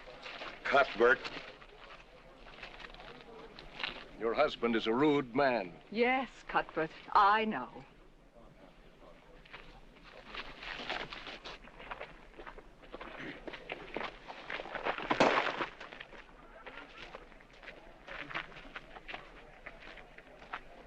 Well, you want the Indians, Mr. McClintock? Mr. McClintock is not running this hearing.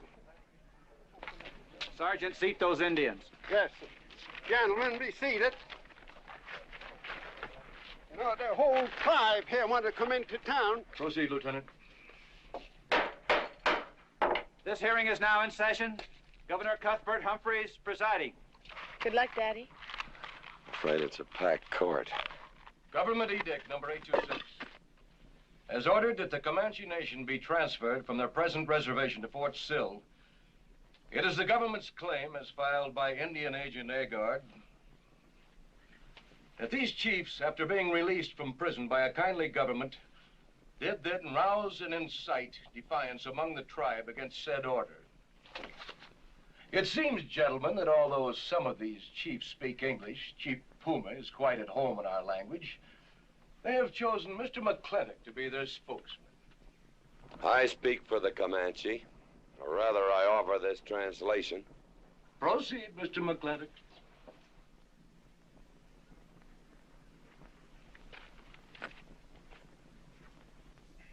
The Comanche say, we are an old people and a proud people. When the white man first came among us, we were as many as the grass is of the prairie. Now we are few, but we are still proud. For if a man loses pride in manhood, he is nothing. You tell us now that if we will let you send us away to this place called Fort Sill, you will feed us and care for us. Let us tell you this. It is a Comanche law that no chief ever eats unless first he sees that the pots are full of meat in the lodges of the widows and orphans. It is the Comanche way of life. This that the white man calls charity is a fine thing for widows and orphans, but no warrior can accept it. For if he does, he is no longer a man. And when he is no longer a man, he is nothing, and better off dead. You say to the Comanche, you are widows and orphans. You are not men. And we, the Comanche, say we would rather be dead. It will not be a remembered fight when you kill us, because we are few now and have few weapons. But we will fight, and we will die Comanche. Thank you, Big McClintock. Am I to gather that Comanche defy the government of the United States? Yes, you may gather that the Comanche defy the United States government, or at least this commission. Gentlemen.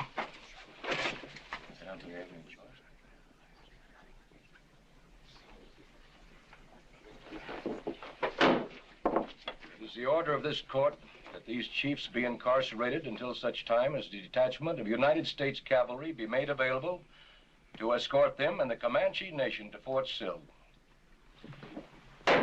This court is adjourned. Oh, McClintock, you are important chief amongst these white people. Sway them. Have them give us few guns to make the fight worthwhile. Let us have one last remembered fight for end of Comanche. I almost wish I could arrange that, Puma. Ahalani cha.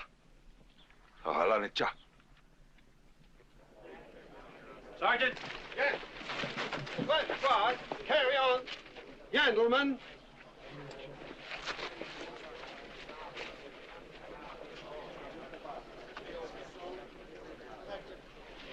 It's sad, these changing times. It isn't the times that are changing, Mama.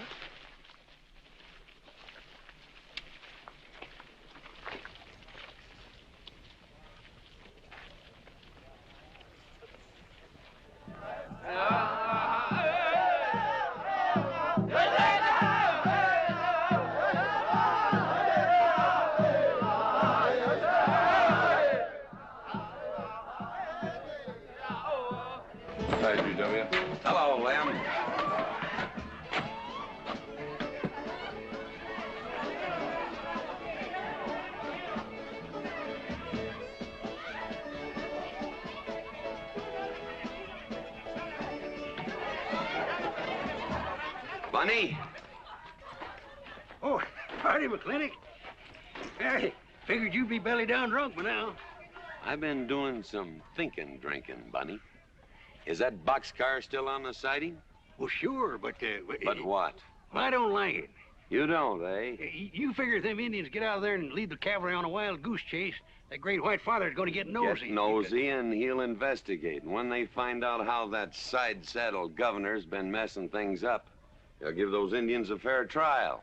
That's live ammunition in that boxcar. You know what'll happen if them Indians get some guns in their hands? Somebody's going to get hurt. Is Puma's word good enough for you? Well, I don't... McClintock, you got yourself a partner. Leave me out of this. Hey, McClintock. Good night, Bunny. Good night, Governor. Governor.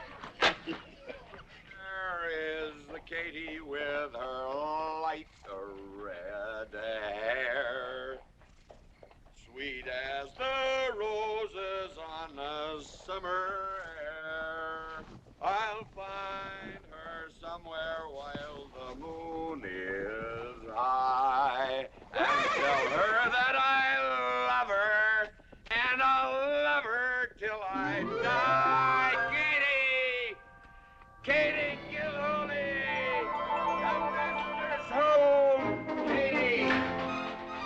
Katie, Catherine Gilhooly McClintock, where's the woman of the house? Mr. McClintock. Oh, there you are. Mrs. Warren. Oh, good evening. I waited up for you, Mr. McClintock. Oh, how nice. I want to talk to you about something. Delighted. 309 times straight. I beg your pardon? 309 times straight without a miss. Gotta be a record. I suppose so. Now, Mr. McClintock, what I wanted to say... 2-pound Stetson, 6-inch brim, 53 feet in the air. It's gotta be a record. I'm sure it is, but the reason I waited up... Dagnammit, woman, can't you hold that glass still? Of course, sir. Now, down the hatch to my world's record. Down the hatch. Yes, sir.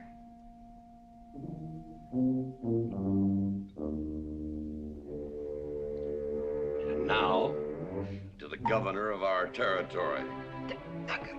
The governor of the territory, sir? Now, don't you stick up for him, Mrs. Warren. You're a fine woman, Mrs. Warren. But you'll certainly go down in my estimation if you stick up for Cuthbert H. Humphrey, governor of this territory. I don't mean to Down change... the hatch. Oh, yes, sir. Down the hatch. Cuthbert H. Humphrey, governor of our territory, is a cull. You know what a cull is, man? A cull is a specimen that is so worthless that you have to cut him out of the herd. Now, if all the people in the world were put in one herd, Cuthbert is the one I would throw my rope at. At whom I would throw my rope at. Natural-born cull. Another touch, ma'am? Oh, no, sir, no. Well, I don't mind if I do. Good. Can't walk on one leg. Oh, I didn't mean to be vulgar, ma'am. Can't walk one limb. It's all right. Sounds silly. Only a bird can walk on a limb. You know my wife? Her name's Kate. She insists on being called Catherine. Do you know her? Of course, Mr. McClintock, and that's what I wanted to talk Well, to you. she thinks that Cuthbert H. Humphrey is panting for her like a bull buffalo at the first green up of spring. But what Cuthbert is panting for is my money. Don't make me feel like I'm drinking alone, ma'am. Very well, Mr. McClintock, if you insist. Down the hatch. Good.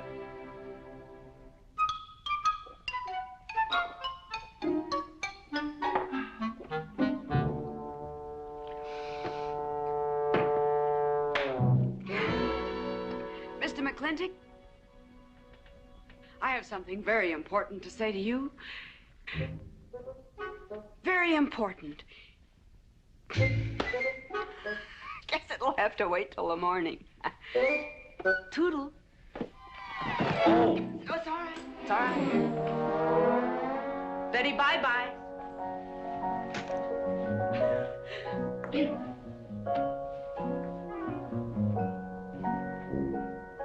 Whoops. Oh. Mrs. Warren. Let me assist you. Very kind.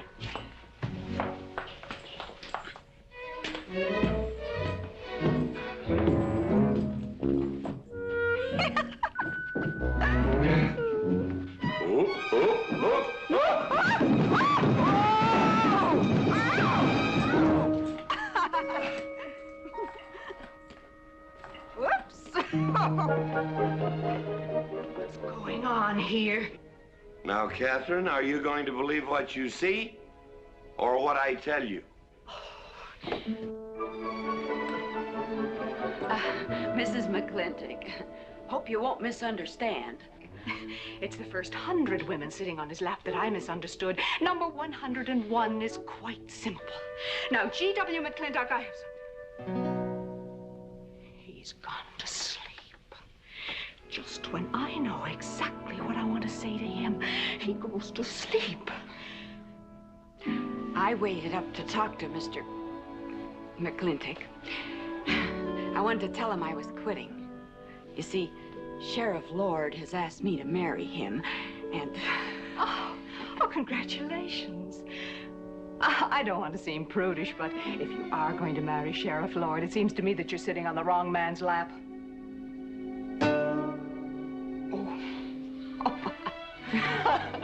Come on, I'll help you upstairs and we'll have a long talk about men in general.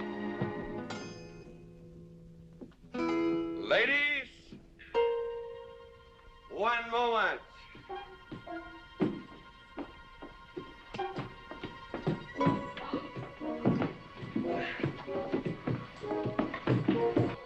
Oh!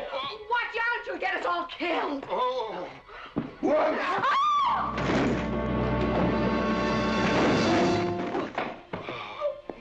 Wait a minute, ladies, till I catch my breath, and I'll get you up those stairs as sure as my name is George Washington McClintock.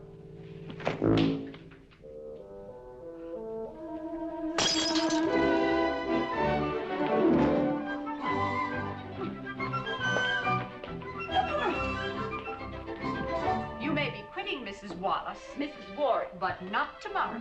I want my breakfast in bed. I want to... I know. Toast, lightly brown. Somebody sure put a knob on my skull. Here's Katie. I'm speaking. Katie, why? There Mrs. Warren was there. Oh. And there you was there. Oh. And there that whiskey bottle was there. Oh. And Katie's temper being what Katie's temper is, well, there you are. Drago, old friend. Huh? My wife does not understand me. Why, she is different than any other man. Come on, I gotta get you upstairs. Get you ready for that big celebration tomorrow.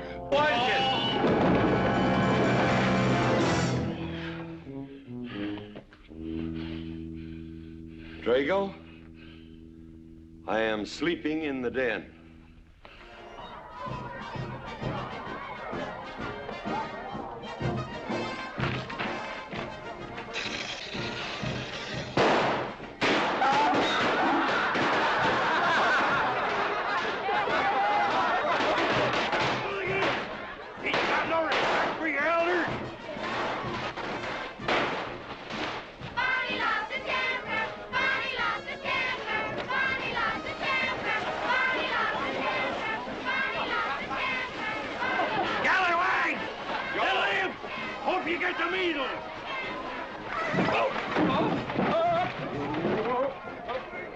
Come on, get him aboard. Is everybody ready? Man, number 5 needs a flank cinch. Get him one. Let us know when you're ready. Ladies and gentlemen, it is my honor to present to you the governor of our territory, Cuthbert H. Humphreys. Thank you, Mayor. My friends and citizens of this great territory, this is the 9th consecutive year it has been my privilege and my pleasure to inaugurate the McClintock 4th of July celebration. Now, the first event will be the wild horse race. But before I fire this shot to start the event, I would like to say a few modest words regarding my stewardship of this great territory.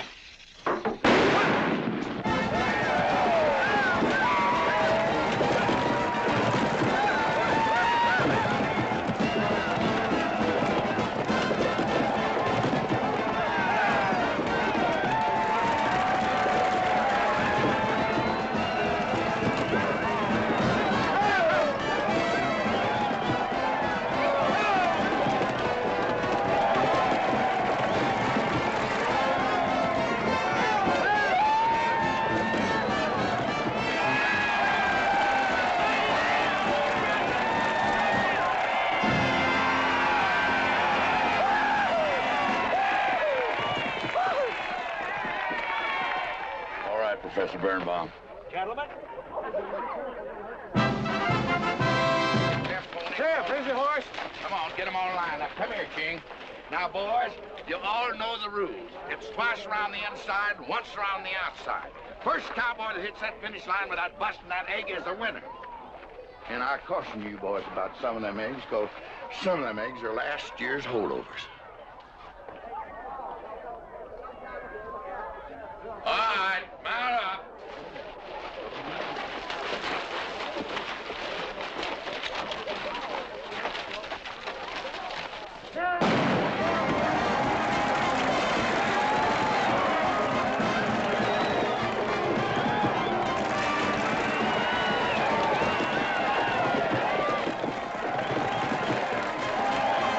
Catherine, my dear, you seem to be enjoying yourself. Oh, yes. This is wonderful. It's the only thing I really do enjoy about this barbaric country, the 4th of July celebration. Well, Catherine, I've been here for 3 days. I haven't heard from you. Is anything wrong? Wrong? Well, I just hope that it hasn't been necessary for you to say anything to G.W. What are you talking about? But, Catherine, you see, I'm in a rather delicate position, being governor of the territory and all. I just hope you haven't found it necessary to say anything about... About what? About you and me.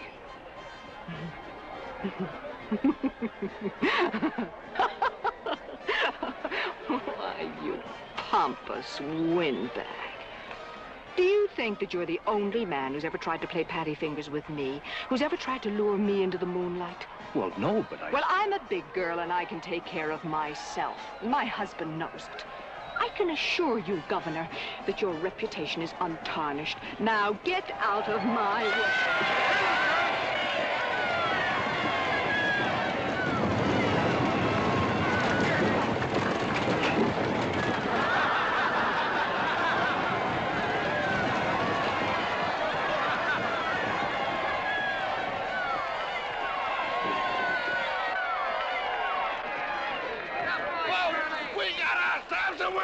Curly Fletcher!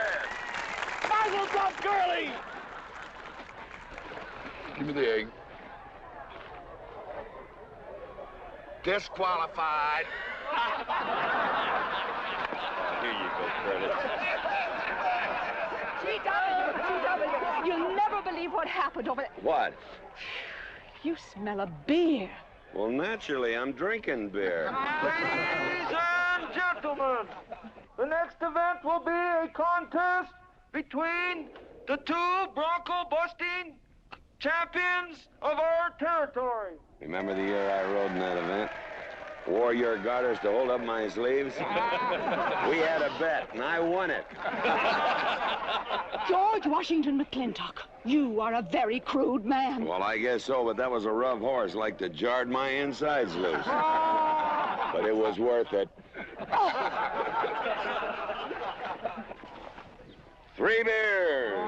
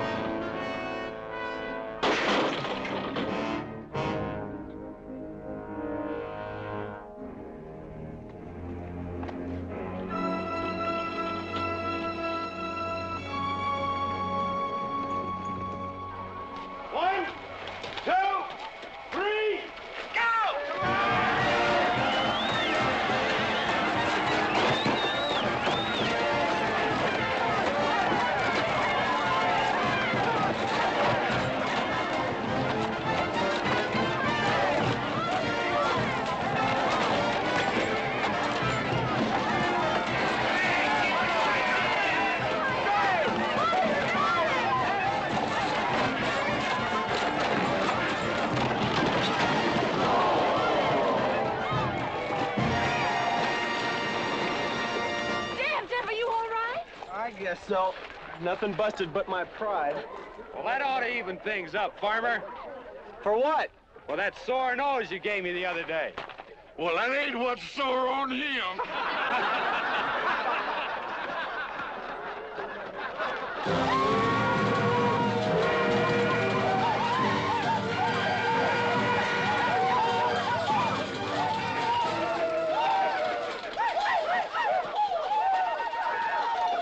The closing event is the cow pony race.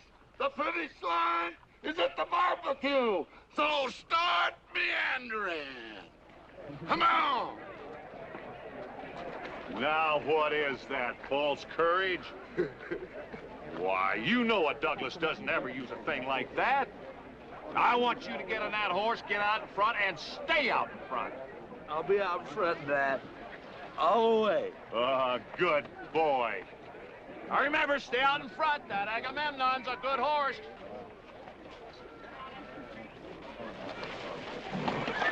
Oh, Agamemnon.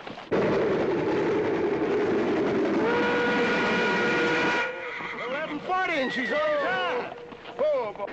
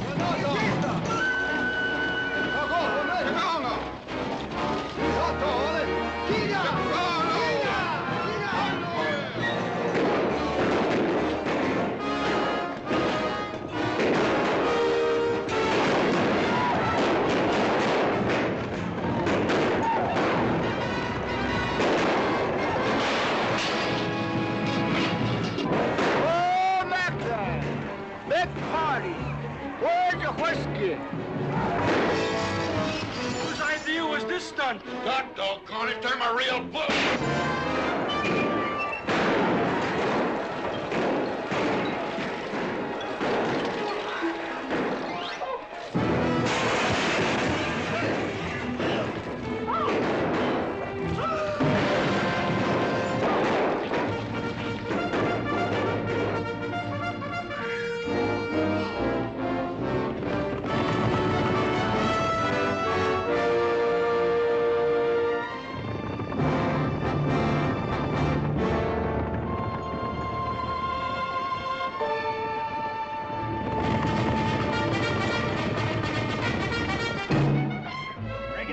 Excitement you'd want for one 4th of July, eh? Puma finally got his way, but I reckon he's riding out his last war party. He won't get very far. But one thing still has me puzzled. Where did they get the guns? I was wondering the same thing. My kidney's been bothering me. Funny? GW!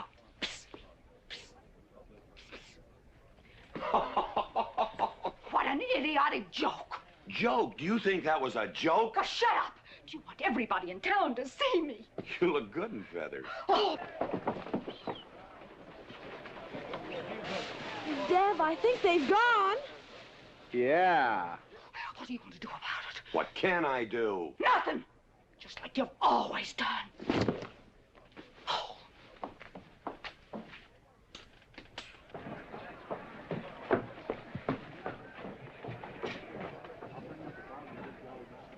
How long, GW? How long what? Catherine. She's been riding herd on you for 2 years now. I'm a peaceable man. But my father used to say, you raise your voice, it doesn't do any good. It's time to raise your hand. Well, I've been planning to do something about it. I'll have another talk with her. Talk to her? Talk to her? Talking won't do any good. Becky, have you seen your... What's been happening around here? You've got hay all over you. Been some mighty sneaky goings-on here during that raid, Mr. McClintock. Who was it said only a trollop could kiss a man before they were formally engaged? Oh, but we are engaged, sir. You are? That is, with your permission. Well, you've got it. Oh, Mrs. Warren? I think it's wonderful. I guess this is the only engagement that ever started off of a spanking. Mm-hmm. I reckon Birnbaum was right. All right. Lord bless us, this is gonna be a great day. Doggone it, folks. Let's don't let a little old Indian raid break up a good barbecue and a rodeo. The meat's on. Let's go. You contestants get ready for the cow pony race.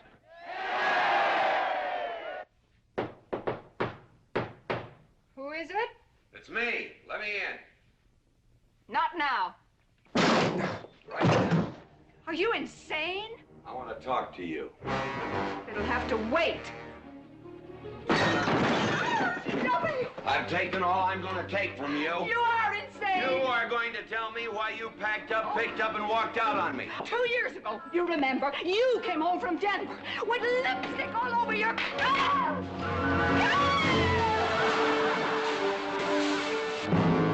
Lipstick on my collar. I've got the shirt to prove it. Who cares? Why, you big...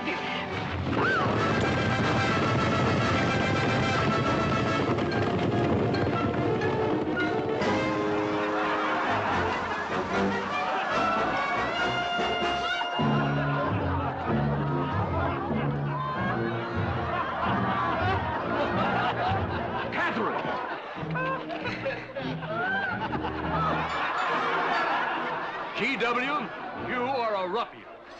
Cuthbert, you are right.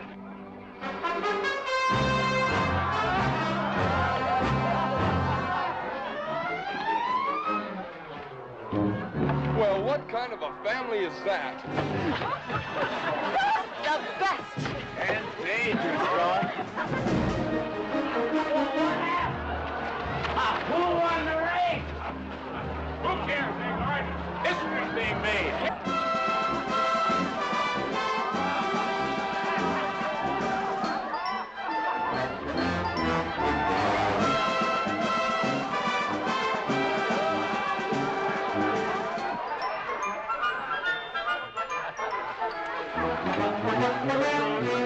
Yes, Rufus? I regret to inform you I've changed my mind about matrimony.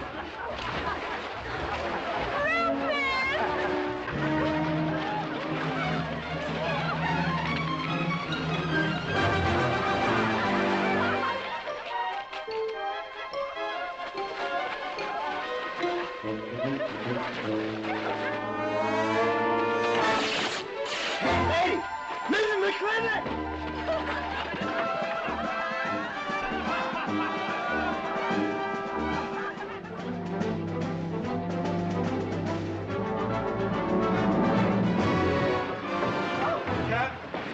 Catherine! Get out of here. Everybody out!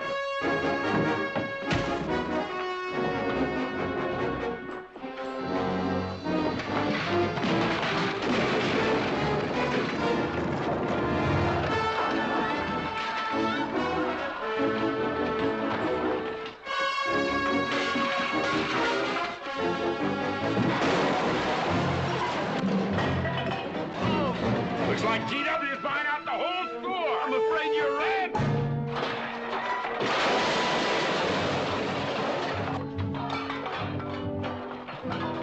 Call me family. Call me family.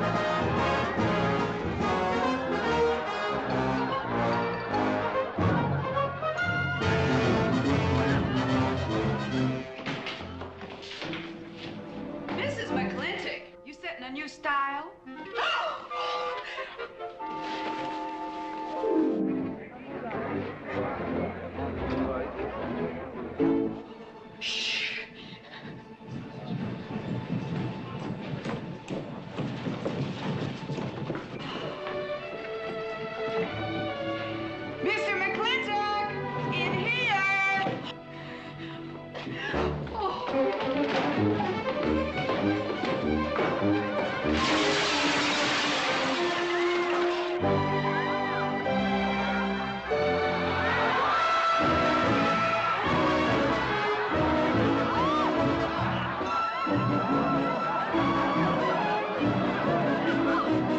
I ever get through this humiliation, you'll rue the day you ever met me. Oh, belly aching, fight all you want. It won't do you any good. You've been digging those burrs into me for 2 years. Now you're gonna get your comeuppance. Thanks. My father would be proud of you! Now make him prouder.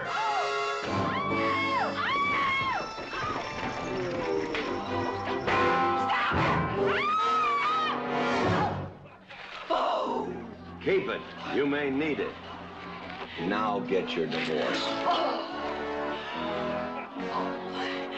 Home.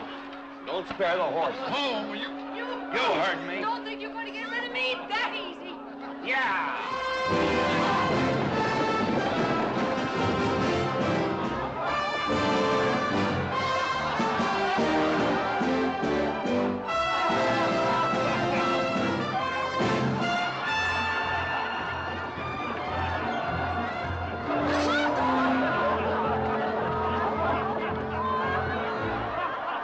No more living in the capital? No.